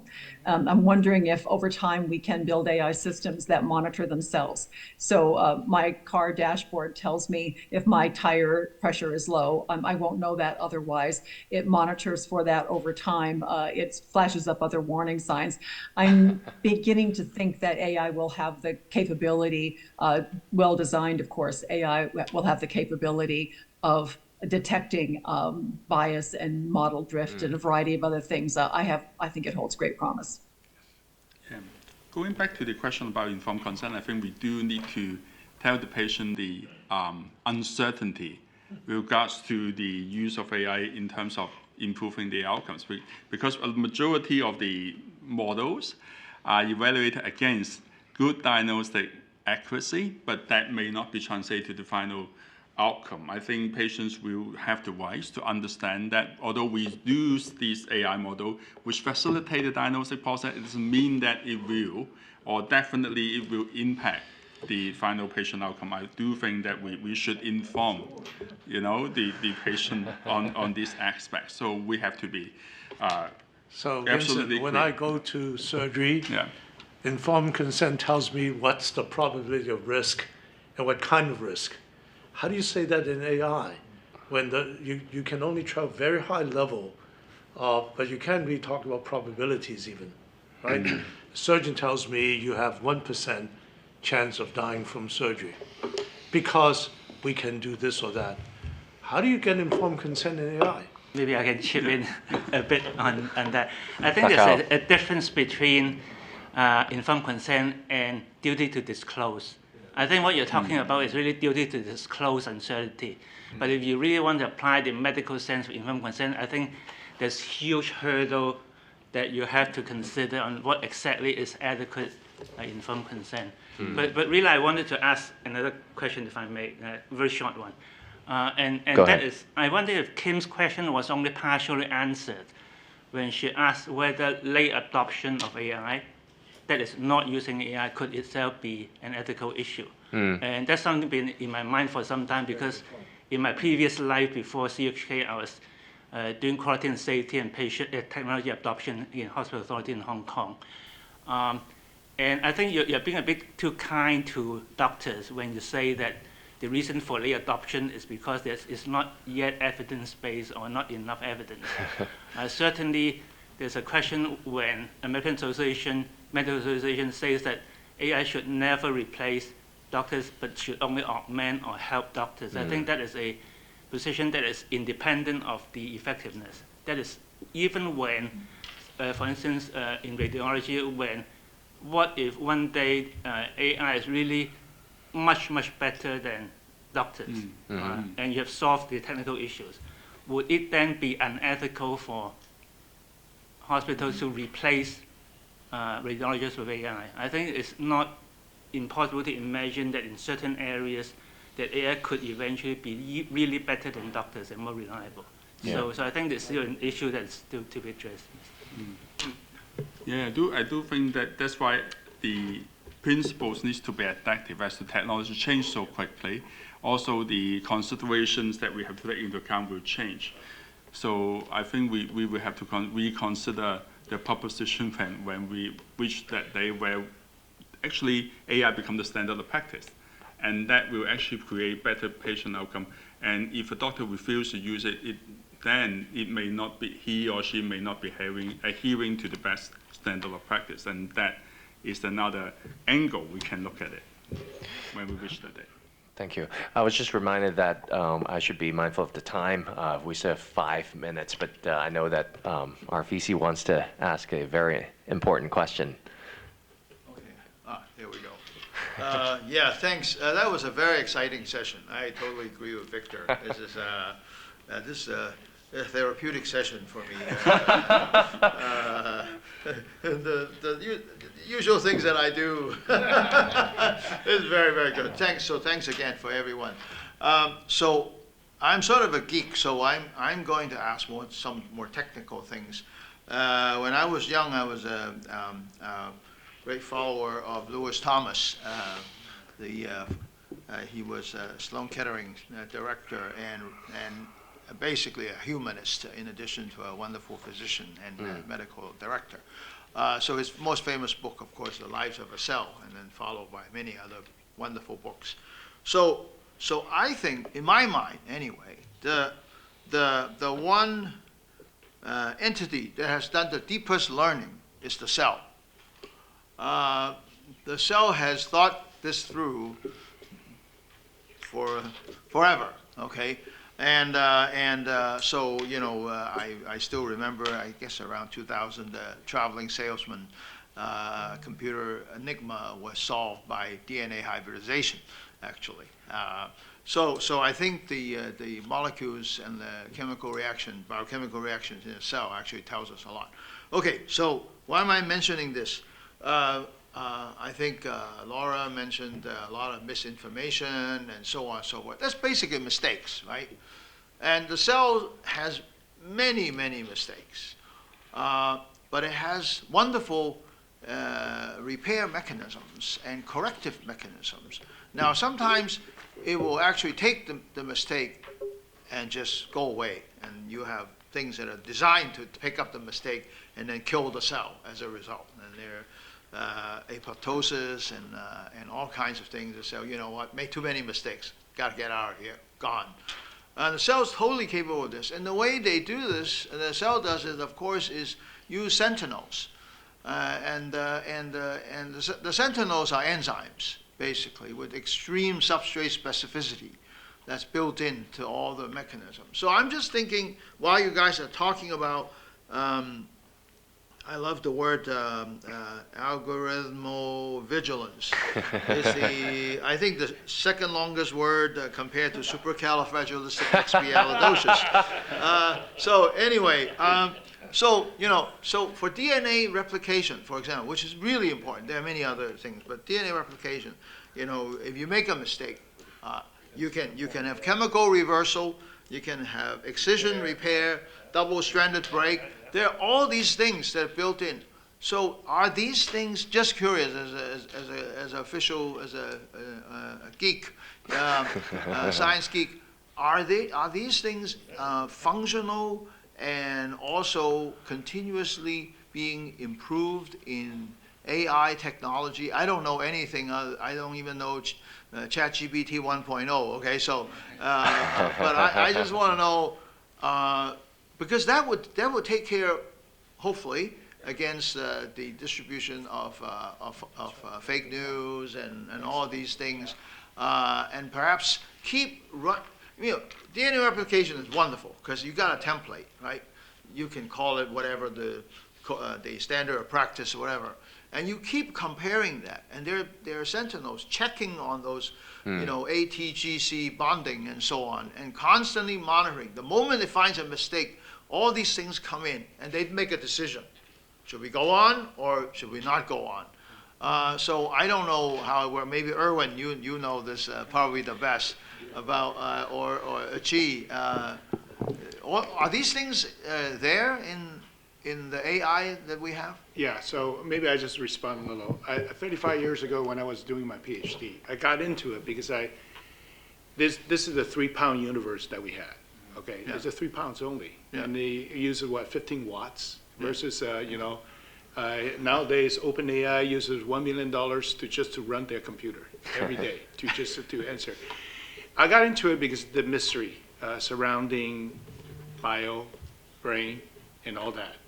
And all my 35 years of work is really trying to use engineering techniques to mimic what is in real life. Okay, our intelligence, our brain, our cells. So I'm sure that people are actually emulating or trying to do exactly what you say. But we're still discovering wonderful mysteries every day, that we didn't know. And for that, I'm just happy that I'm doing this. Even 35 years later, I'm still trying to bring artificial intelligence into practical things. Now, misinformation, disinformation, and all these things will happen. Because if you have intelligence, you're going to have those things that come with it. You have to understand a knife, you could cut it, or you could use it to hurt people, you could use it to your advantage. So intelligence is the same thing. And that's why we need ethical AI to govern us so that we could not allow the AI to run wild. So that's my answer. I don't know whether I really answer, but the short answer is yes, we are doing something. AI is doing something, mimicking DNA sequencing and all that, protein unfolding, to use bio computing things to do biology to do computations right now. Yeah, I'm thinking of using biological principles. Oh yeah. Yeah. And I mean, for example, right now, the biological battery, which is our mitochondria and chloroplast, that still hasn't been replicated. And it's cheap. It runs in water, right? As opposed to all these, rare minerals and so on. And it works wonderfully. It takes time. It takes time. Yeah, but I mean, I'm just wondering whether the computing side of things, right, the information technology side of things, I think Lauren talked about that the future can be that AI had a system that actually self-corrects. Yes. That's a very good Yeah. Yeah, maybe I chip in a bit here. So this recalls me when I read a paper published in PNAS around 3 years ago called Understanding What a Single Neuron is Doing in an Artificial Neural Network. And then that paper tries to open the black box of the neural network, deep learning, to understand what the parameters are doing and the activation function of each individual neuron that is doing. So President Huang, your point is very inspiring, and to motivate the design of the architecture and the connections and the training of the neural network to make it more explainable, to understand the data flow and the gradients inside the model, how that is being built. And this relates to the explainability of the concept that Vincent just mentioned. And currently there are some methods and people can try to understand what inside the box that is doing, including doing the understand the training of the model to know what is the strength of the activation of each single neuron that resembles what each single cell is doing in the whole functionality of the whole mechanism in the human body, and that can give us a visualization of the maps of the neurons, and also can go into the data flow inside the neural network of how each neuron is connected into one another and layer by layer from the lower level to the higher level that can help do the model update. And that is related to the adaptation functionality, as just Mrs. mentioned.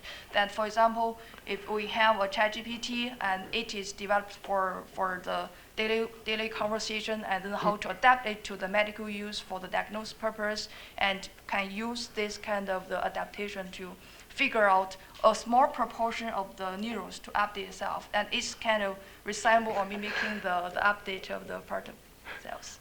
I'm just wondering whether there are enzymes in your and all the your deep learning, the large language model, because that's the beauty of biology, enzymes. I don't know at that level, but I think that potentially we could have enzymes as the node. Yes. Yeah. Yes. Well, okay. Last, please, you have the last words. That Rocky and Laura made just really is so brilliant, because it is possible one day that we will have those check and balances, right? A system like a cell. But don't forget, how many billions of years did it take us to evolve to this stage? Right? I'll be very scared if it takes us that long to have that system. It's going to be much faster than this. You know, if you look at evolution, we've got lots of deaths and injury and whatever to get to where we are today. Yeah. I hope it won't take that long for AI to get there.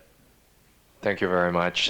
This is a really, really exciting discussion panel, but I also feel morally obligated for every one of you to continue the conversation during the tea break, okay? So thank you very much. Thank you, Professor Chung. Thank you all the great panelist discussion. Thank you for your active participation in today's seminar and enriching discussions.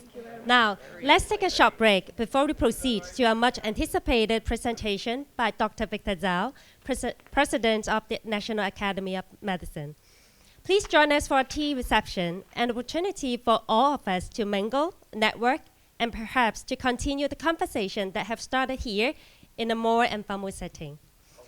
The tea reception is outside, just set outside the hall, and we invite you to enjoy the refreshments.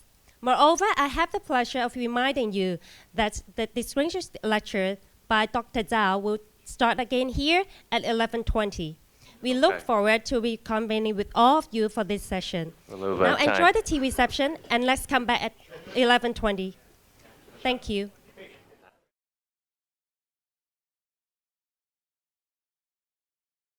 Welcome back, everybody. My name is Greg Margolis, and I'm the Director of Health Policy Fellowships at the National Academy of Medicine. And it is truly an honor to be here. Thank you all for your attendance and your support of these wonderful fellowships. I have long talking points, but in the interest of time, I'm going to keep them much shorter. But it is a pleasure to be here in person, and these fellowships are just a very important part of our portfolio at the National Academy of Medicine. At this point, we're going to move into our distinguished lecture portion of today's event. And it is a great pleasure to have an opportunity to introduce Dr. Victor Zhao, a globally recognized scientist, administrator, and leader, and the president of the National Academy of Medicine. Dr. Zhao was the Chancellor Emeritus at Duke University and past CEO of the Duke Health System. Previously, he was a professor and chairman of medicine at both Harvard and Stanford universities.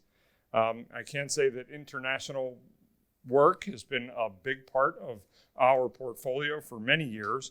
However, Dr. Zhao has been instrumental in really emphasizing the global impact of the work that we do at the National Academy of Medicine.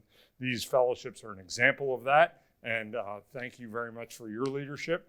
And with that, it's a pleasure to turn things over to Dr. Zhao. Thank you, Greg. For those who don't know me, I grew up in Hong Kong, Hong Kong Zai. And I left when I was 18 to go off to McGill to study. And of course, I've been there for a long time. And once again, it's a great honor to be here. You know, this morning's discussion on AI is one of the better ones, if not the best I've heard, simply because of the depth of discussion and consideration what, in fact, would be in the future and what do we need. And in thinking about what topic I'm going to discuss today, I chose this topic, and it turns out to be very relevant to the discussion today. And I think about this in the broad way of our science, where we are today, medicine, and of course the issue of society. That includes both ethical and moral issues. I call this a brave new world, and you'll see very shortly why I call it that way. Well, let's begin with where we are. I think science innovations have changed humanity in a big, big way. Look at this first slide.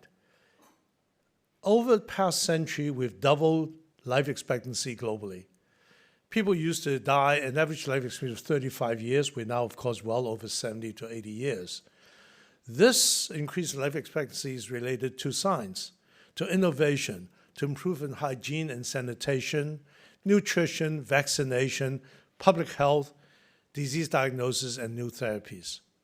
And so when you take a step back of where we are in science and how it's affecting medicine, you can first see that innovations has really improved health outcomes. Pharmacologic and technological innovations, infectious disease, antibiotics, almost 100 years since Fleming discovered penicillin. Cancer, chemotherapy, and now immunotherapy. Heart disease, which I work on in terms of the variety of drugs available. When I first started training and practicing, we had diuretics and digitalis as the only two drugs for heart disease. And look what we have today. And of course, obesity and diabetes. The recent GLP-1 agonist, the SGLT2 antagonist, has really changed, transformed in many ways, and it can go on. And I also want to point out, of course, organ transplantation, surgery, robotics, and of course, devices and imaging, and so on and so forth.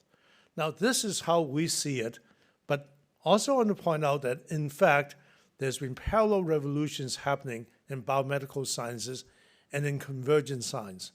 For example, Watson and Crick, they started the molecular biology revolution. And of course, in the 1990s, we at the Academy of Medicine, or part of the National Academies, Science, Engineering, and Medicine were the first to say that we should sequence the human genome. At the time, it was felt that was too complicated, too expensive, technology is not ready, and we don't know what to do with information. Of course, genomic revolution started with the sequence of human genome.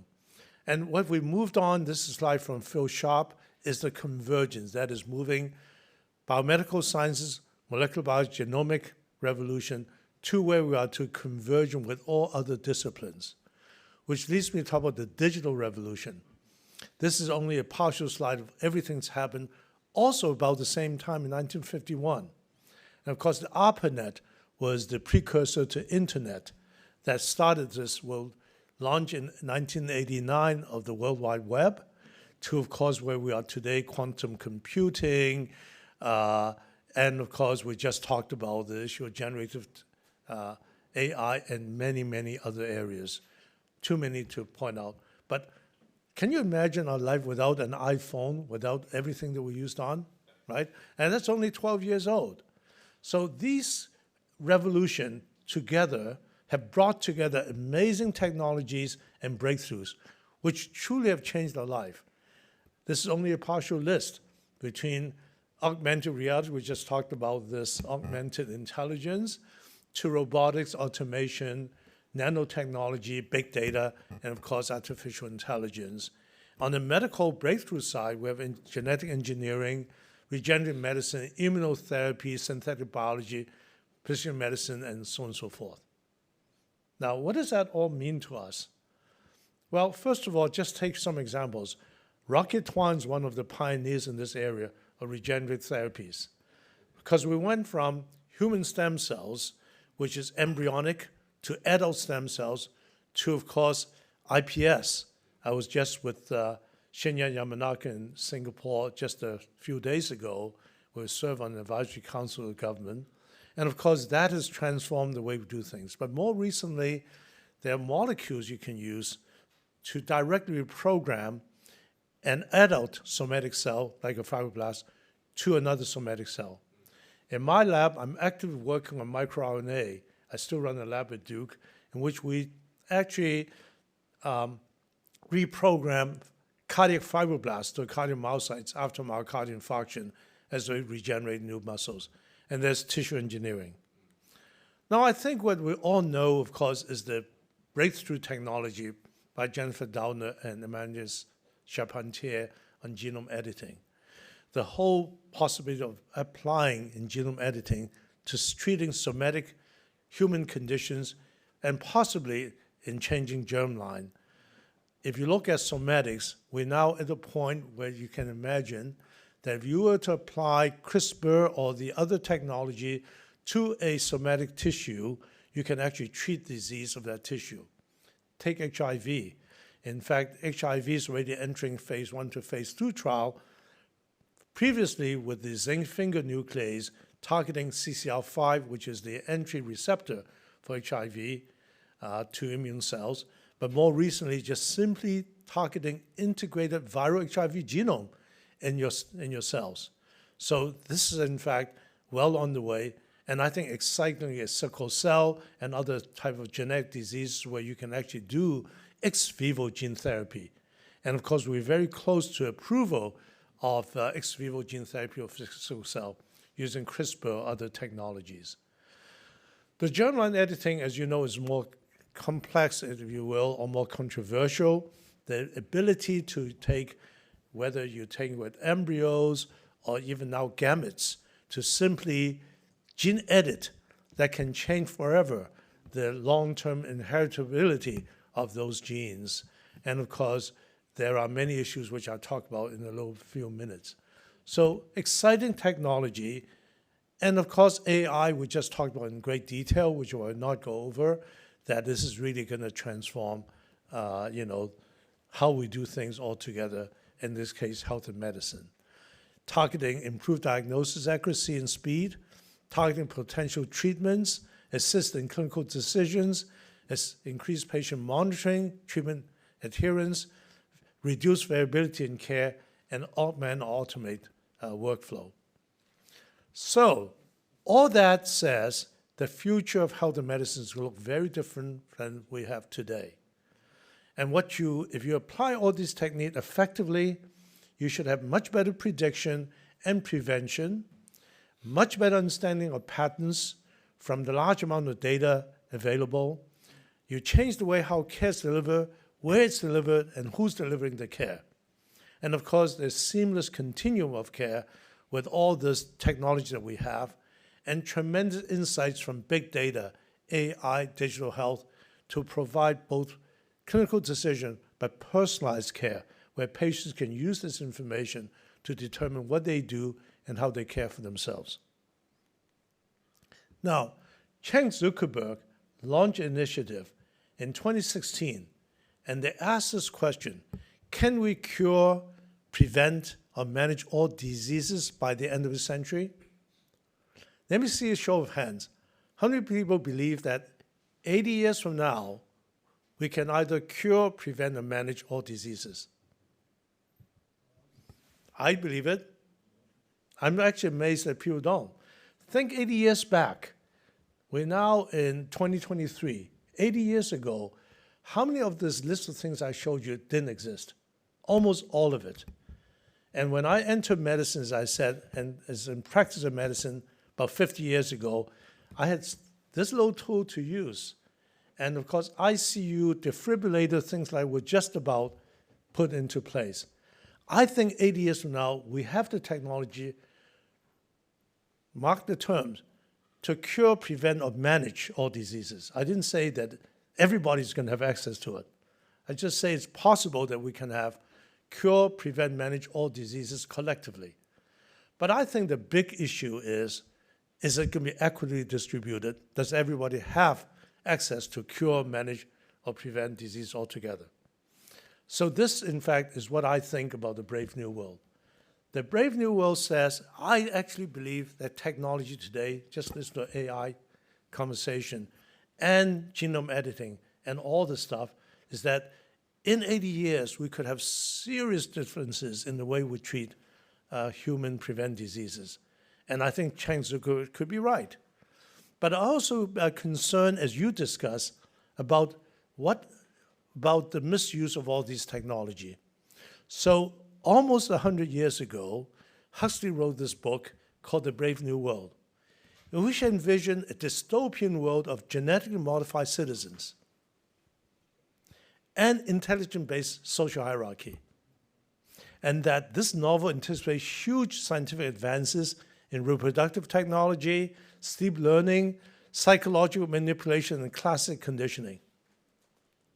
I think it's all possible. We're almost there now in genetic engineering. We are now with AI. Who's to say that this will not happen? So this is why I think the Brave New World is exciting, but of great caution as well. And that's the base of my talk. So let's take genome editing. We all know the controversy of genome editing. After all, you can actually permanently change genetic makeup of not only the newborn, of subsequent generations. So in genome editing, the big concern right now, of course, is enhancement. I mean, I don't think I can get better looking, but maybe I can, right? But you can imagine, no, I'm teasing, the use of this, and of course, permanently changing future generations. Great controversy. And of course, biotechnology has so many different dimensions in bioweapons, bioterrorism, in gain-of-function research, and in 3D printing, you name it. And of course, in AI, we just had talked in great lengths about the biases they can give, the reliability, the lack of governance. But think about the harms it can do, not only in health, but controlling information access. I think earlier someone talked about misinformation, right? I think it was Laura who talked about this. The data bias and manipulation, the true manipulation of data, the malfeasance and forgery, blackmailing, inappropriate surveillance. Someone's listening to my talk right now. And of course, targeted abuse or harassment. These are significant potential harms. So the question we face in society is that the governance and the oversight is now only catching up to the great advance in science. And science is moving so much faster than, in fact, we can, as society, being able to figure out how to do and what to do with them. So let me take a step back, because what we talk about today, as I mentioned about governance, is highly relevant. So back in 1972 or 3, I think, scientists were able to take a plasmid encoding tetracycline resistance, put it into E. coli, and E. coli replicated, and therefore carrying, in fact, that plasmid genome. And of course, that's the beginning of recombinant DNA technology. And there was enough concern at the time that this is going to be misused in such a way that actually Paul Burke, shown over here on the left side, who was at Stanford, and others wrote a letter to say, let's have a moratorium on recombinant DNA technology. That moratorium carried out for 1 year until the National Academies assembled the scientists at Asilomar, called the Asilomar Conference, in which the major scientists come together to say, can we have responsible use of DNA technology? The outcome was that science self-regulated and actually created a series of guidance and governance which enabled DNA technology to move forward. Now imagine we didn't move forward with this technology. Where would we be today, right? Aside from the fact that the technology has been transformative, it's created an entire industry that have actually changed lives. So this is one example of what governance is about in a single area of science, although it's a big area, to look at how to govern the use of DNA technology with NIH and many others now having biosafety network.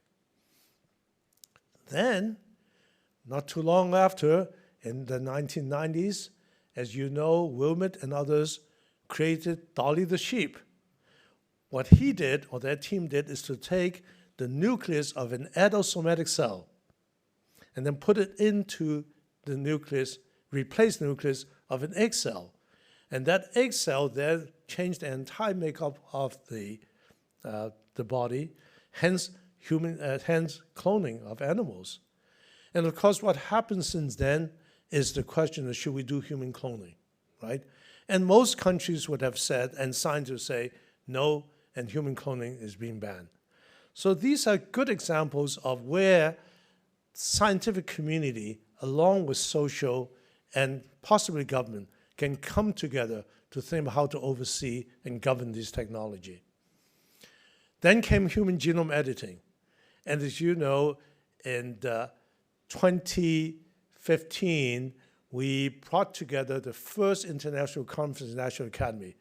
At the time, 3 of my council members, Bob Horowitz, Mark Fishman, and Keith Yamamoto, came to me to say we need to do something about this new technology because we were quite concerned about the misuse.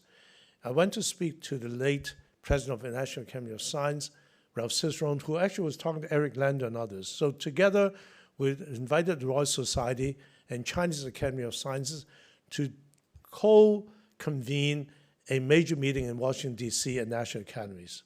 And came, of course, tremendous discussion and a report talk about human genome editing, ethics and governance. Well, our next conference, our second, was held in Hong Kong.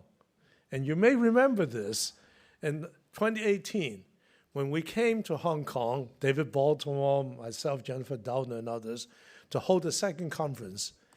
And of course, all of us surprised the night before we learned from now, of course, Dr. He from China about he's already done this, that he's done it in human cloning to resulting in genome editing in germline, resulting in birth of twins in terms of conferring resistance to HIV. That, of course, what a lot of people felt crossed the ethical and scientific guidelines. And of course, you know the rest is history about what's happened. But what happened then was that very shortly after, I wrote in Science along with Marshall McNutt, now the president of NAS, and of course also the Chinese Academy of Science president about a wake-up call from Hong Kong. Now we need to really seriously look at what governance structure should look like. At the same time, Eric Lander, Francis Collins, and others asked for a moratorium altogether in human genome editing, germline. And of course, what happened quickly afterwards is that we produced a second report on human germline editing, focused on heritable germline editing, or germline, heritable genome editing, or germline editing, and of course, WHO, led by Peggy Hamburg, then International Secretary of NAM, also have expert panel. Both of these came very clearly as an international commission that germline editing is not ready, and it should not be used at this time. No clinical use and no really use of it because we don't know the safety, long-term effect, but also, of course, there are many considerations of cultural, ethical, and others. So the statement of both was very clear. Somatic editing, no problem, but no germline editing at this point of time. That does not mean that it would never be used. But I think it simply means that you need a lot more science, a lot more engagement of social and cultural issues before one can proceed with the use of this. And of course, then, of course, AI. I think Erwin showed some very nice, public information AI, and here's some examples about the concern of AI. And of course, that leads to what we just heard about, the White House Office of Science and Technology Policy on the AI Bill of Rights, and of course, the work Vincent that described about our work in terms of what would be the code of conduct. So here we are. We've been talking about this all morning, the importance of, in fact, proper governance. And as I look at these technology evolving, the biggest problem, of course, is that there's no standard way of governing these issues. And, you could end up with regulation as U.S. Congress think about regulation, what you can or cannot do. But overall, I think we're still dealing with many of these issues which I think is relevant to today's conference and to the Bioethics Center. Okay, so Erwin, this is for you, right? What is ethics? And in fact, Juan Enrique, who's one of our committee members, wrote this book called Right or Wrong, How Technology Actually Transforms Our Perception of Ethics. So when you talk about what is moral reasoning, what's ethical standards, it's actually constantly changing, right? In terms of what we use technology and influence the way we think. So we have to understand there's really no hard, fast rule in these issues. It actually takes the community to determine what we can or cannot do. So this leads me to write a series of papers on this issue, including the New England Journal of Medicine, to say we really need a governance of emerging technology in health and medicine. We need a new framework. And of course, at the time we're writing this, we have two things in mind. One is what I talked about earlier, this amazing emerging technology that can transform and extremely risky, if you will, and we need to understand societal implications. But at the same time, I also wrote this paper in Science Translational Medicine on societal implications of this technology. By that, I mean not only extreme, amazing transforming technology, but so many emerging drugs and technology. And what are we faced with? Many more issues than ethics. Cost and affordability, access, equity, data privacy, ownership sharing, workforce training, bias and prejudice, and of course, generally the lack of consideration social determinants as you develop these technology. And I'll talk about that in a few minutes. So let me make my case. This is the data in the United States, and to a large extent, perhaps even in Hong Kong. When we look at life expectancy, when I talked about this great achievement life expectancy, we begin to see, of course, the United States flattening life expectancy. But importantly, if you look at the slide at the bottom left, it shows you household income to life expectancy, male and female. There's no question that your life expectancy is correlated with your socioeconomic conditions. And that's the inequity issue. If you look at the upper left corner, I just took a neighborhood, but there are many data in the United States where zip code is more important than genetic code. 15 years of difference in life expectancy, in this case, in the same city with two different zip codes. Now, why is this the case? If you look at our country, rising costs, worsening access, deaths of despair, mental health, substance use disorder, and obesity, alcoholism, we're seeing that declining life expectancy, and now, of course, we have this phenomenal issue of misinformation, mistrust. In Hong Kong, dramatic income disparities, and of course, worsening economic inequalities in mortality risk across generations, structural disparities for ethnic minorities, and inadequate mental health and social support. The common denominator is that we have a major problem with health and social inequity. Now, why do I talk about this? Well, let's take it during COVID-19, where we have some of the most incredible scientific and medical progress. mRNA vaccines, within 362 days from the first known of a sequence of SARS-CoV-2 to availability of mRNA vaccine. That's unheard of in terms of speed. Rapid diagnostic and testing and diagnostics, antivirals and therapeutics, monitoring, surveillance, and of course, telehealth. And of course, in our country, a brand new model called Warp Speed, which is willing to work through public-private partnership to enable de-risking companies to make more vaccine, even though you don't know it's going to succeed or not. Despite all this, as you know, there's tremendous vaccine inequities.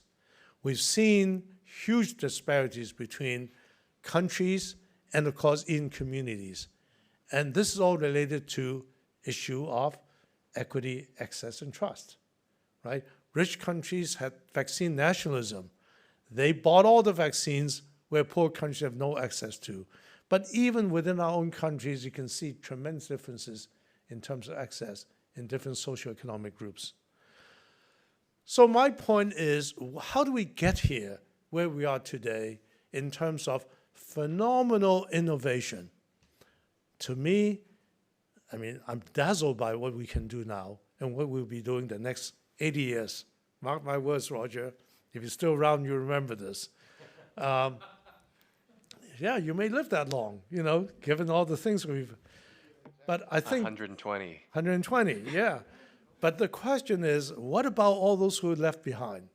So I've been really interested in studying how do we get to become, U.S. become the most innovative country in the world, bar none, and yet we have so many socio-economic issues. This comes back to a really important work, one of the most seminal, influential report written by Vannevar Bush, who was then the chief science officer, chief advisor to President Roosevelt and then Truman.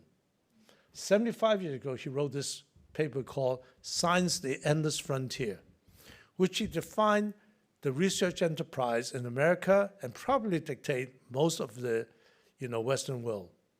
The idea is that government supports innovation. We support research innovation, but the translation and ultimately getting the human should be taken over by commercial enterprise, a market-driven approach. So we have a market-driven economy where the more money you can make, the more innovation you can have, the more product you can have. But it's really fueled by the research that's done in universities. Where's genome editing come from? Where's stem cells? When all this technology, AI even, right? So the question really is, how's that influencing where we are today? Well, the government policy, so the market says, whatever the market can bear, and there's a market demand, we'll make it. And then we'll price, at least in our country, determine what the market can bear. The government, on the other hand, which I think is a very supportive policy of science, however, their main focus in terms of policies, like FDA, is to optimize fairness, opportunity for investors and developers, and they prioritize ethical issues such as safety, autonomy over equity, right?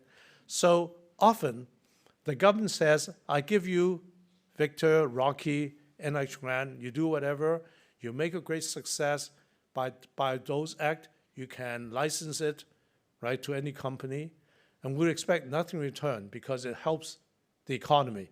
Congress think that way, right? If it helps the economy, we're going to invest more money into this.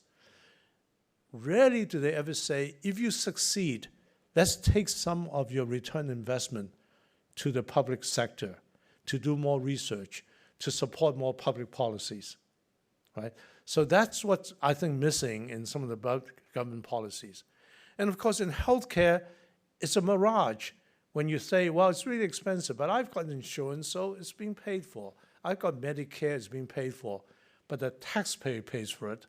And actually, the insurance pays for it. Guess what? Your employees pay for it, and it comes out from your paycheck. So I think we have not thought through very carefully about how to actually create the right enterprise that would benefit everyone. So I want to talk about mission-driven, equity-based innovation and economy, where the principle of social good and equity are driving what we're doing in innovation. And that government policy not only supports research, but rewards value creation. And it has return investment to the public. And you know, Mariana Mazzucato, who's a very famous economist, wrote about, you know, wealth creators and wealth extractors. And most people think about wealth creators are like bankers and investors. They create so much wealth. She calls them wealth extractors.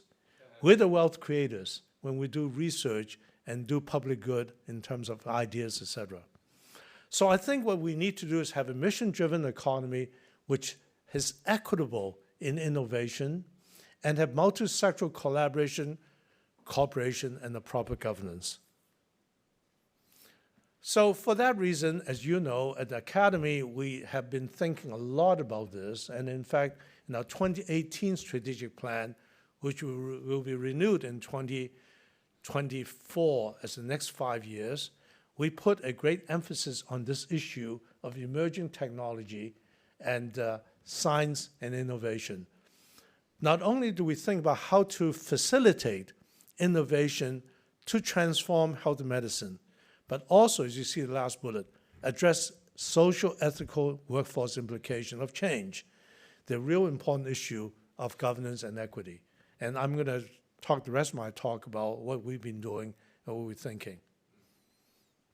So several years ago, I think it's now 3+ years ago, after the strategic plan, I created a committee called Emerging Science, Technology, Innovation, or called CESTI, in health and medicine. And the whole idea is to bring this committee together to look at, monitor, anticipate, and look at emerging developments in health and medicine, but to understand the factors that shape the translation of emerging technologies, to look at risk and societal implications by these technology, and to create a strong framework of governance. And of course, we have some of the most distinguished members, including, in fact, the former FDA Commissioner, Scott Gottlieb, Jennifer Doudna, but also many others. And it was a true public-private committee, including private sector, public sector, academia, engineering, science, you name it. And so they were asked to look at how to approach this question. And we did a case study approach, starting with actually 4, including genome editing, looking at what are the ethical, societal, legal, economic implications of these technologies today, and how do you envision tomorrow it may look like. So we look at neurotechnology, telehealth, regenerative medicine, and as I said, we look at not only today, but what it could happen tomorrow. And importantly, the whole issue of AI and neurotechnology. How do you actually embed AI into neurotechnology, whereby it becomes a brain-machine interface, if you will, in controlling so many things that we could be doing. So we end up with a series of really important discussion with a set of principles, as you did with AI code of conduct and values to guide emerging technology. But as we look at this, and we are now going to come back and implement them, hopefully, we ask the fundamental question: what in fact is the principle that's driving this the need for this kind of governance? And it comes back to the issue of equity. The fundamental concept of equity is that technology extends beyond individual concerns and encompasses collective societal values and needs. And that in our report, it says the U.S. ecosystem for emerging science, technology, innovation is dynamic, diverse, but does not currently prioritize alignment with equity. Equity is frequently an afterthought after a technology goes forward. So reinventing innovation to advance equity is a vital and challenging imperative for 21st century science, medicine, technology. And that's the report which I'm going to talk to you about. This report, which was released in August this year, is called Toward Equitable Innovation, Health and Medicine, a Framework. It's, by coming out from National Academy of Medicine and across the national academies. It's chaired by Keith Wailu, the noted social scientist at Princeton University, and Keith Yamamoto, the noted biomedical sciences of UCSF. And we created a truly amazing committee that, as you heard from Vince, the way that we do consensus study, or Roger, that in which we went through this discussion. So here's what we have. Here's our findings. One, of course, is that innovations have a life cycle. And the question is that in the life cycle of innovation, have we embedded equity in thinking throughout the life cycle? So take a look at this. You start off with conceiving and embarking an idea, right? Rocky, that's what happens at universities. Students, scientists think about a brilliant idea, investigator-initiated idea. Then it goes to becoming research, developing, assembling the science, the research, the validation, whether science or technology, to in fact eventually looking at, in our case, clinical trials, validating this, to enabling technology performance, to in fact, in your case, technology transfer to companies, etc. Of course, I know the work on facial recognition at Chinese University, right? Phenomenal opportunity. To looking at eventually market and post-market analysis. That's the ecosystem. The question I ask is, do we think about equity in every step on the way of the ecosystem? So the concept in my mind would be, if a university teaches this issue for all students and scientists in terms of learning and training, embedding equity in the question of science they do, that would be phenomenal. The second question would be, when you begin to design clinical research, if you think about equity issue, you already talked about representation of populations and slow socioeconomic and marginalized population, people of color, etc., to actually have a great design. Third, of course, is to look at the analysis of data, whether you use AI or whatever, equitably. And then, Rocky, it comes to you again. When technology transfer, right, how do you decide who would you give the transfer technology to?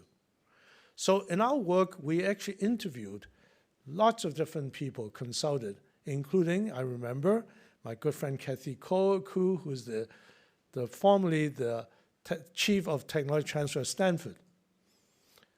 She says, well, our job is to get the best deal possible, right? I think it's possible to imagine that you can put a condition on how you're going to technology transfer to, in condition of thinking about equity. And I'll come back to this, and we talked about this last night at dinner. Agencies such as grant funding agencies and journals can also say, have you considered the issue of equity in the decision making? I think to me, the biggest challenge, as I asked Laura earlier on, is the private sector. Now, we did have 3 venture people in the committee, but they all have academic background. Rick Klausner, who's used to be NCI director, and then, of course, he's now into investment, and he's now found the Altos Laboratory, right? And, of course, Juan Enrique, you saw the book he wrote, and also Bob Kocher, who used to be the Obama administration, who designed the Affordable Care Act, but now he's totally in investment in digital technology. So we did have also private sectors in terms of 5G, Qualcomm, and others on the committee. So I think what we suggested is that we need major leadership nationally and globally to operationalize this equity governance framework, set priorities, monitor progress, and harness current opportunities. And that the government should convene, and we are in constant discussion with the White House. In fact, the first co-chair of this committee was Alondra Nelson, who was then at Princeton. She became the deputy director of White House Office of Technology and Policy and became the acting director after Eric Landers stepped down. So we're in constant discussion about how the US government, bringing together a task force and bringing together possibly NIH, FDA, and the various agencies to work together to look at creating such a governance framework. And that we believe that governments can align, these governance levers can align incentives within the federal and state laws and regulations, requirement of research design, funding, approval, publication, you name it, and to create the best practice to recognize sustainable and value input from a broad array of community stakeholders. And finally, we're in the midst of working on this academy, creating a new science called equity science. You know, when you ask me about equity, people can give you all this definition, but there's no standard definition, nor is there a way to measure this equity or not. So we're working with Robert Wood Johnson Foundation to think about going forward with creation of equity science. Now, to do this, we need everyone to be involved. As you can see, healthcare payers, communities, regulatory stakeholders, technology investors, funders, researchers, and of course, even U.S. Patent and Trademark Office. And that's what we hope to do. So we are now in the midst of working on all this, and I'll have a slide talk about our next steps. Suffice to say, I want to show this slide, which is that rather than using market-driven decisions on innovation, which are mission-driven, so this is my checklist. Are we doing things to address unmet needs, society, or medical needs? Will your technology and science improve outcomes, not just make more money? Does the topic also relevant to diverse populations? And also, you have to also look at special populations too. What about access, affordability, and distribution? And certainly it should not create and perpetuate disparities and injustice. So innovation must be guided, in my opinion, by ethical principles, including justice, fairness, and collective good. So where are we? We're moving towards implementation. I think to implement our concept of equitable innovation framework, but also on emerging technologies, science, technology, and governance, we need to, as been said earlier in our conversation, both private and public stakeholders across discipline to work towards a creation of policies and practices. We need to move from recommendations that we have to implementation. With aligned incentives and coordination across the sectors, because we can't do it alone in the health sector. You look at AI, you're already talking about multiple sectors involved in health and medicine. And of course, we need to create new regulatory and oversight pathways. So at the end, the question is, where do we start? Lots of conversation. Of course, the current Biden administration is very focused on the issue, which is good news for all of us.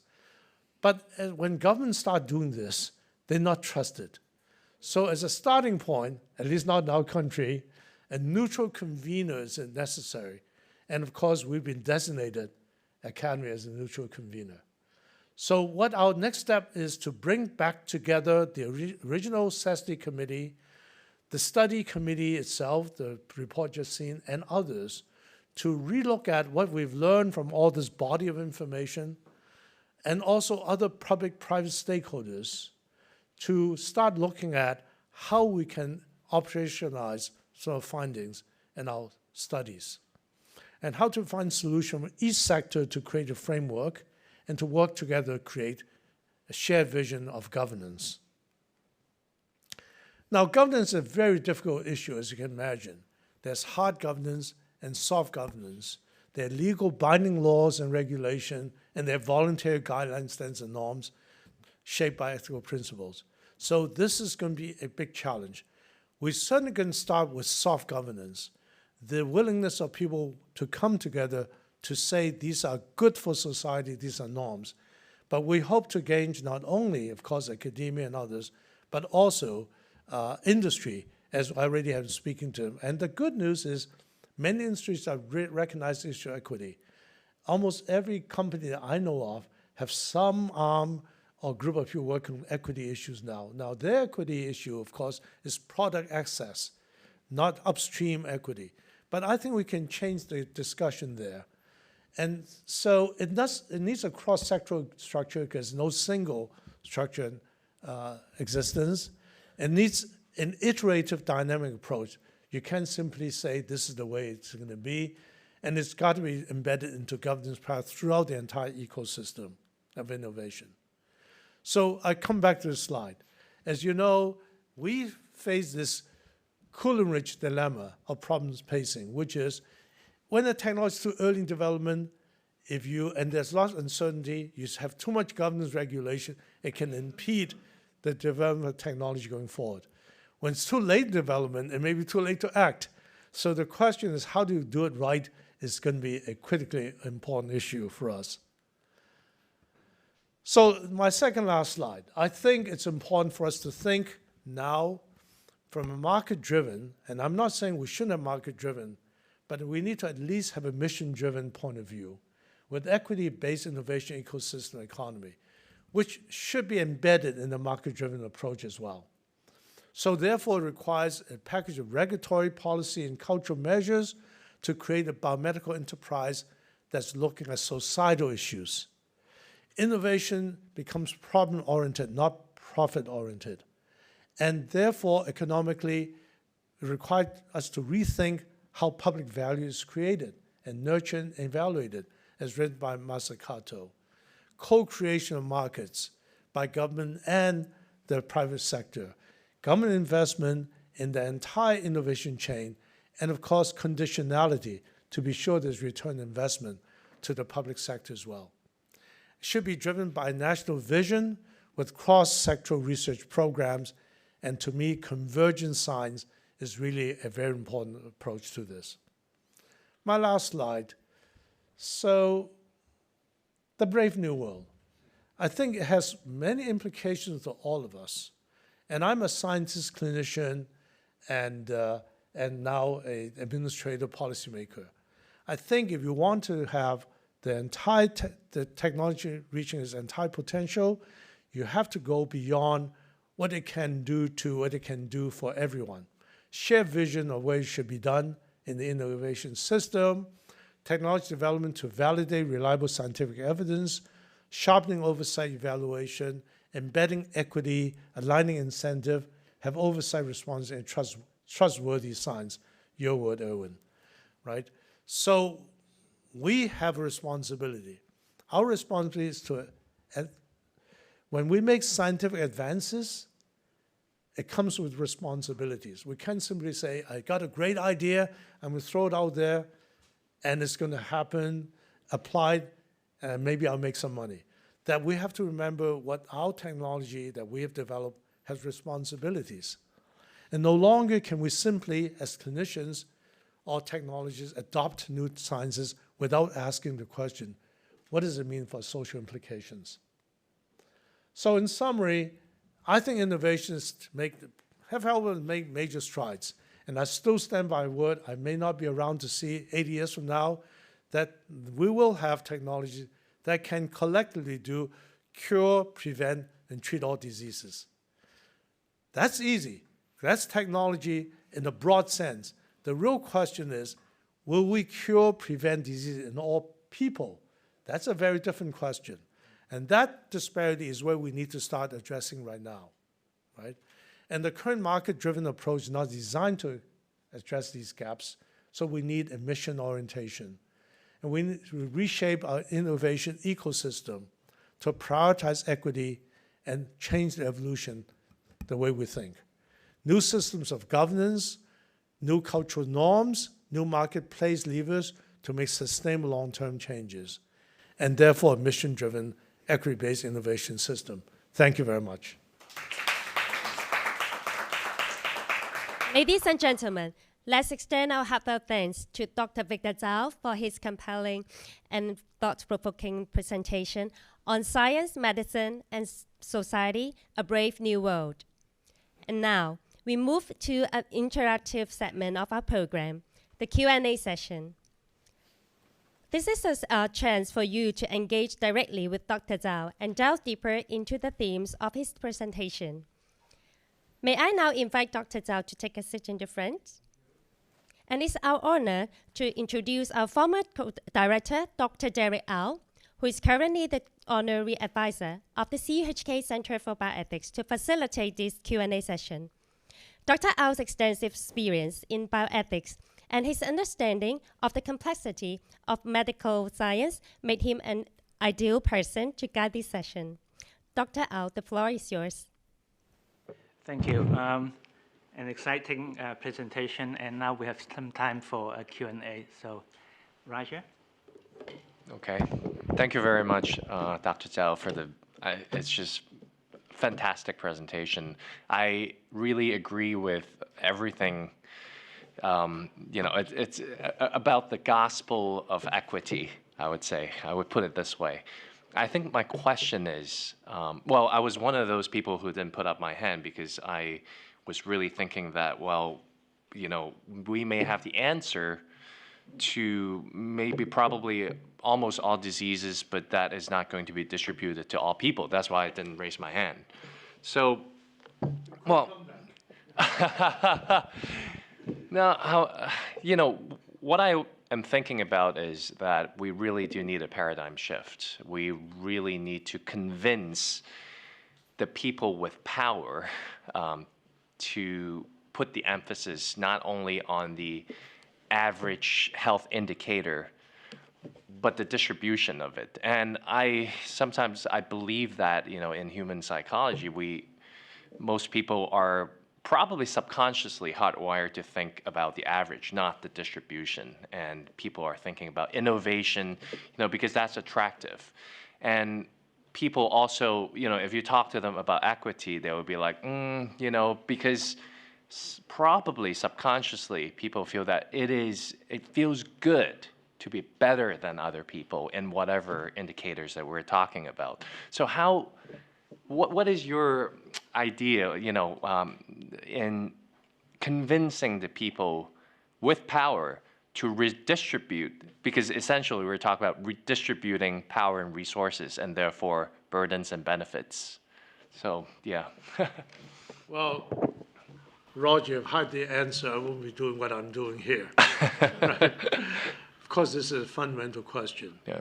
And that every society, every government tries to address this issue about redistribution of wealth, of resources, and how to be equitable as a country and others. It's a fundamental problem. I think, first of all, as I said in the third last slide, it has to be a soft and a hard approach, right? And, first of all, you can say, let's communicate. Let's make sure everybody understands the importance of equity. But, this kind of push phenomenon has not worked. Let's face it, we communicate about COVID-19 vaccines, it doesn't work, right? Public health, it doesn't work. So you really have to think about a very different way of making sure communication is done in such a way that people really can understand what you're saying. That's the key issue. And it will take not only immense effort, but a different approach altogether, right? And on the communication front, because many of us now realize that the standard data-driven approach is not going to work to the public nor policymakers. It's a hybrid approach of narratives, storytelling, and data that's going to be so critically important. At the end of the day, this has to really permeate from, I would say, from K to 12 even, right? For people to really think along that way, because there's so much, in fact, tribalism already exists, right? Yeah. So I think that's the key issue. Second, of course, is the soft approach, which is what I talked about. That is, the stakeholders get together to really define where we want to be. And the stakeholder has to include the people, the community, and not just decision makers, not just intellectual elite or scientists, but in fact, everybody, which is what you guys discussed on the AI front, right? That is going to be critically important. And finally, of course, hard governance. We do need rules and regulation. Yeah. What can or cannot be done. That's happened over the years, whatever, but I think it has been done such thoughtfully that you know where you can be guiding and what kind of firm ground in terms of agencies. So I think you need all of the above to get there. And we have a long way to go. And the reason I gave this talk, I actually recently done a serious talk like this because it's been on my mind, and I think I'm going to write a paper based on what I just talked about. Okay, thank you. Yes, we see. Thanks, Victor, for a very stimulating talk. And yeah, I agree with pretty much everything that you just said. I just thought I'd maybe put in one more thing. And in moving this agenda forward, you mentioned the people, I guess we can call them consumers, if you want to call them. Then you have the government folks. But there's a huge sector out there which is really important, and that's the private sector. They will be looking for profits, revenue and so on and so forth. And they ought to be because they're in the private sector. So I think one of the, I would call it also a soft approach, is, and it should start very early in the education process, and that is a sustainable business mentality. Equitable innovation is actually, should be, and I am sure there's data to show that, that is actually an ingredient, a key ingredient of a sustainable business. Right? Sustainable business should not only cater to a small sector of the population. So I think one of the things that we've been doing at the university is to, in fact, preach this gospel. And we, in fact, have a master's degree in sustainable business. I think it's sustainable business administration in the business school. And we have put together a business sustainability index.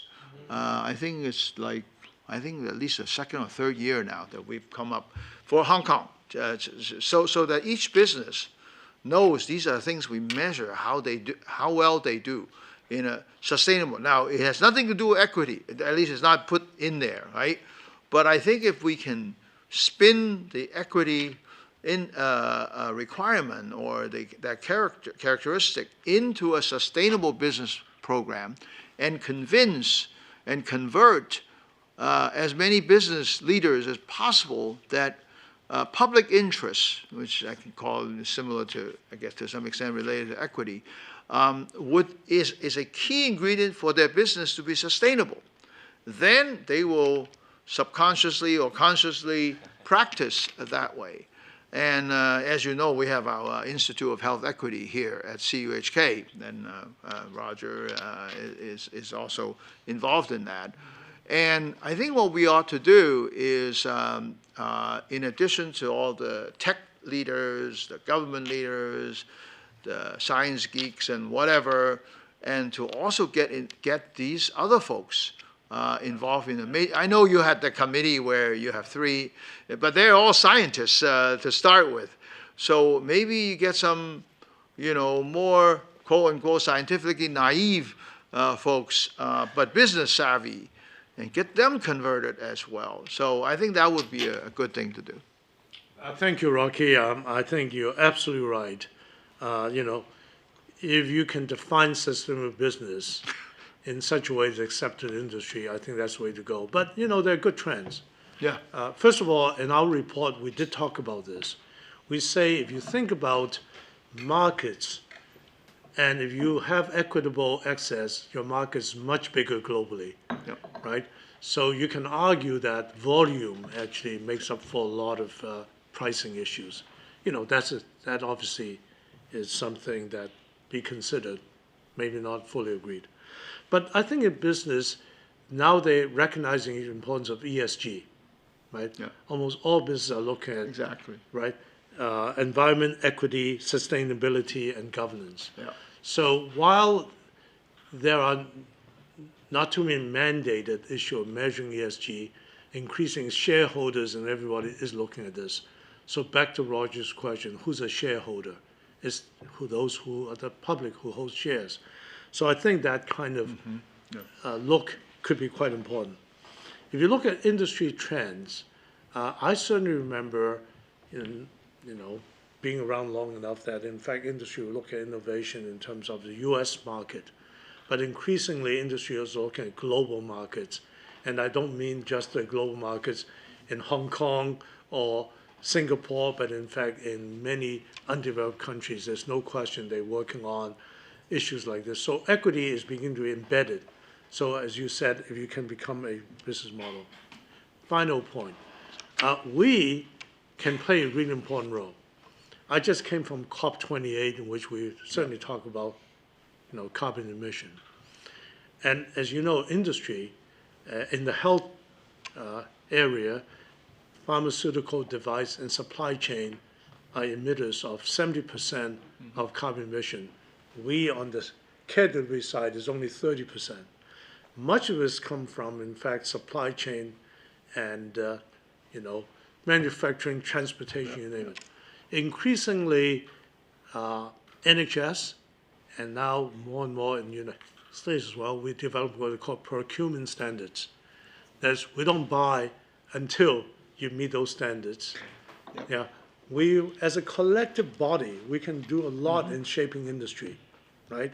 And so if, to begin with, Rocky, at CUHK, you say, here's a great invention, but we don't really make a deal with you unless, right? I think you can begin to change the version because let's face it, in the biomedical industry, at least in our country, 80% of innovation come from publicly funded research, NIH research, right? Then it's transferred into everybody, you know, licensing and purchasing, you name it, to, you know, that whole ecosystem. So we have a role to play in setting our expectations. That could make a difference. So I'm agreeing with you. It's kind of a push-pull issue. Yep. One is what's sustainable market, but at the same time, we as consumers and purchasers can say we expect certain expectation of standards as well.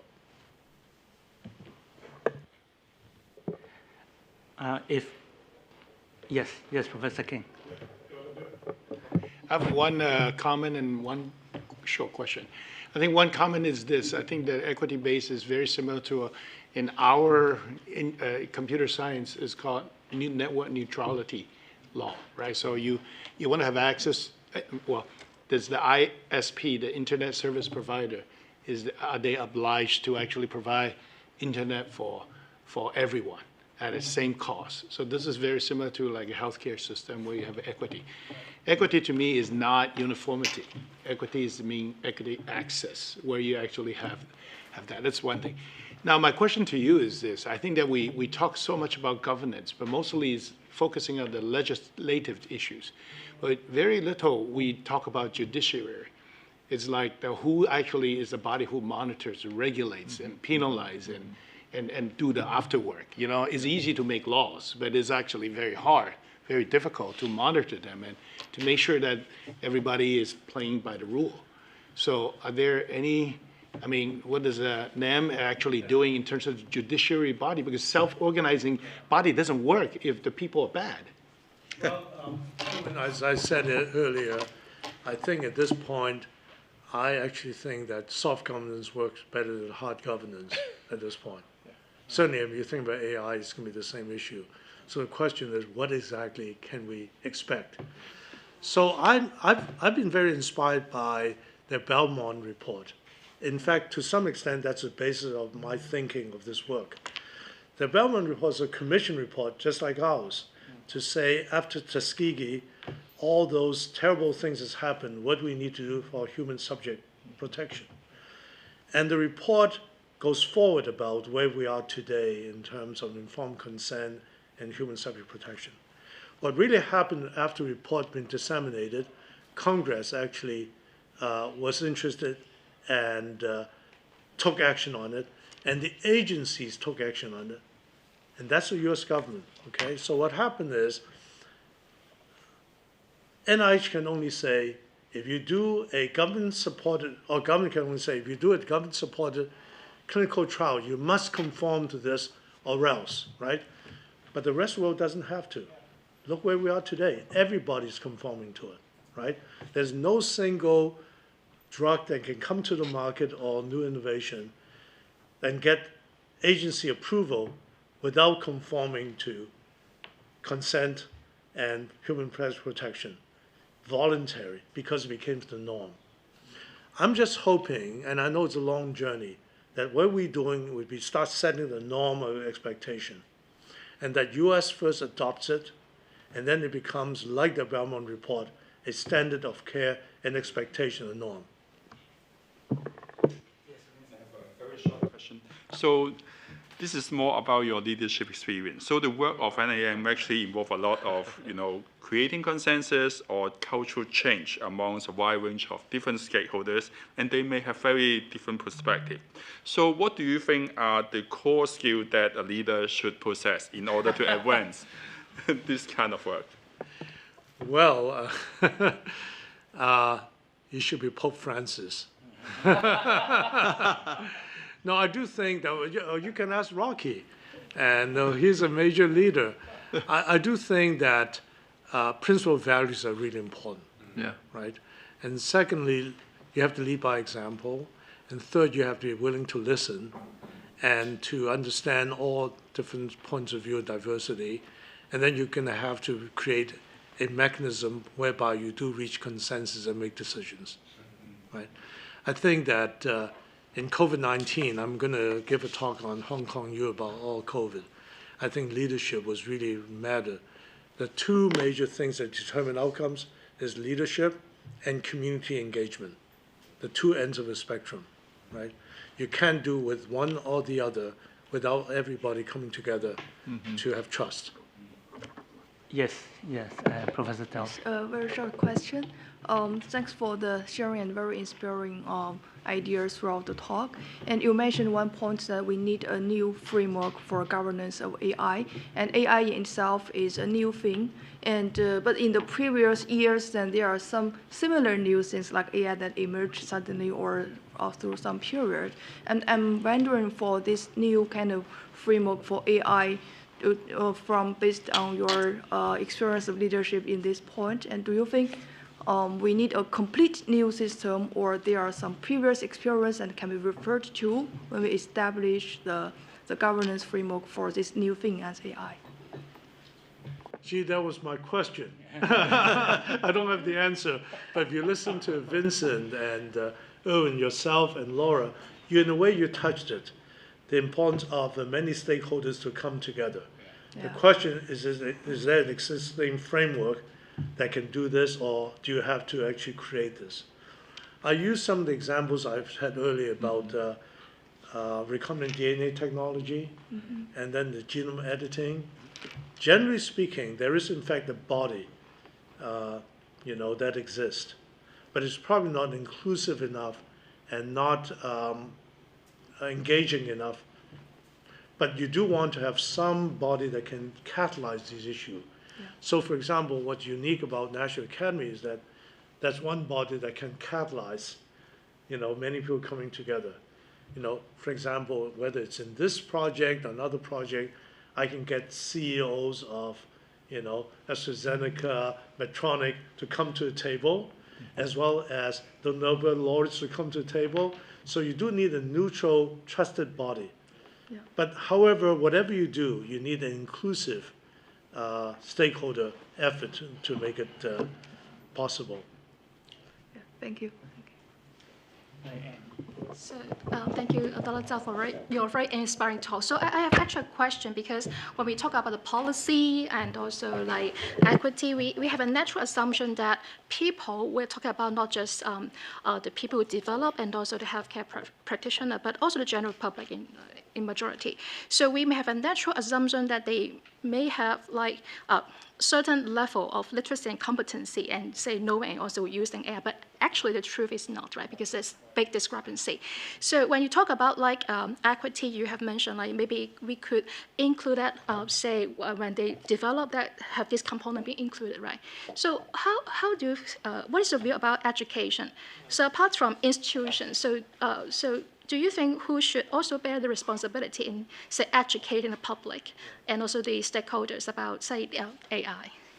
Well, I think you ask a multidimensional question, because first of all, we didn't even talk about the role of social media and the role of influencers on this, right? If social media influencers use their power in the right direction, that's a phenomenal educational tool, right? If only.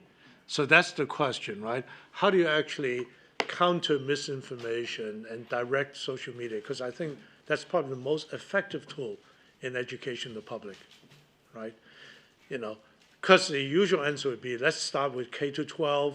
Let's just make sure that we bring it to the, from, elementary school onwards to really educate people and all those things.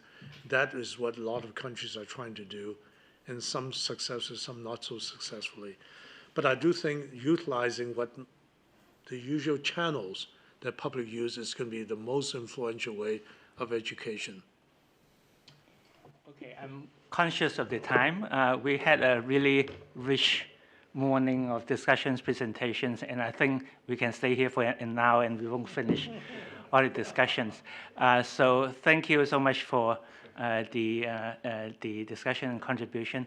So as we end this Q&A session, may I then pass the time to Rajiv for the closing remark. And thank you so much, Victor, for the lovely presentation. Thank you, Darren.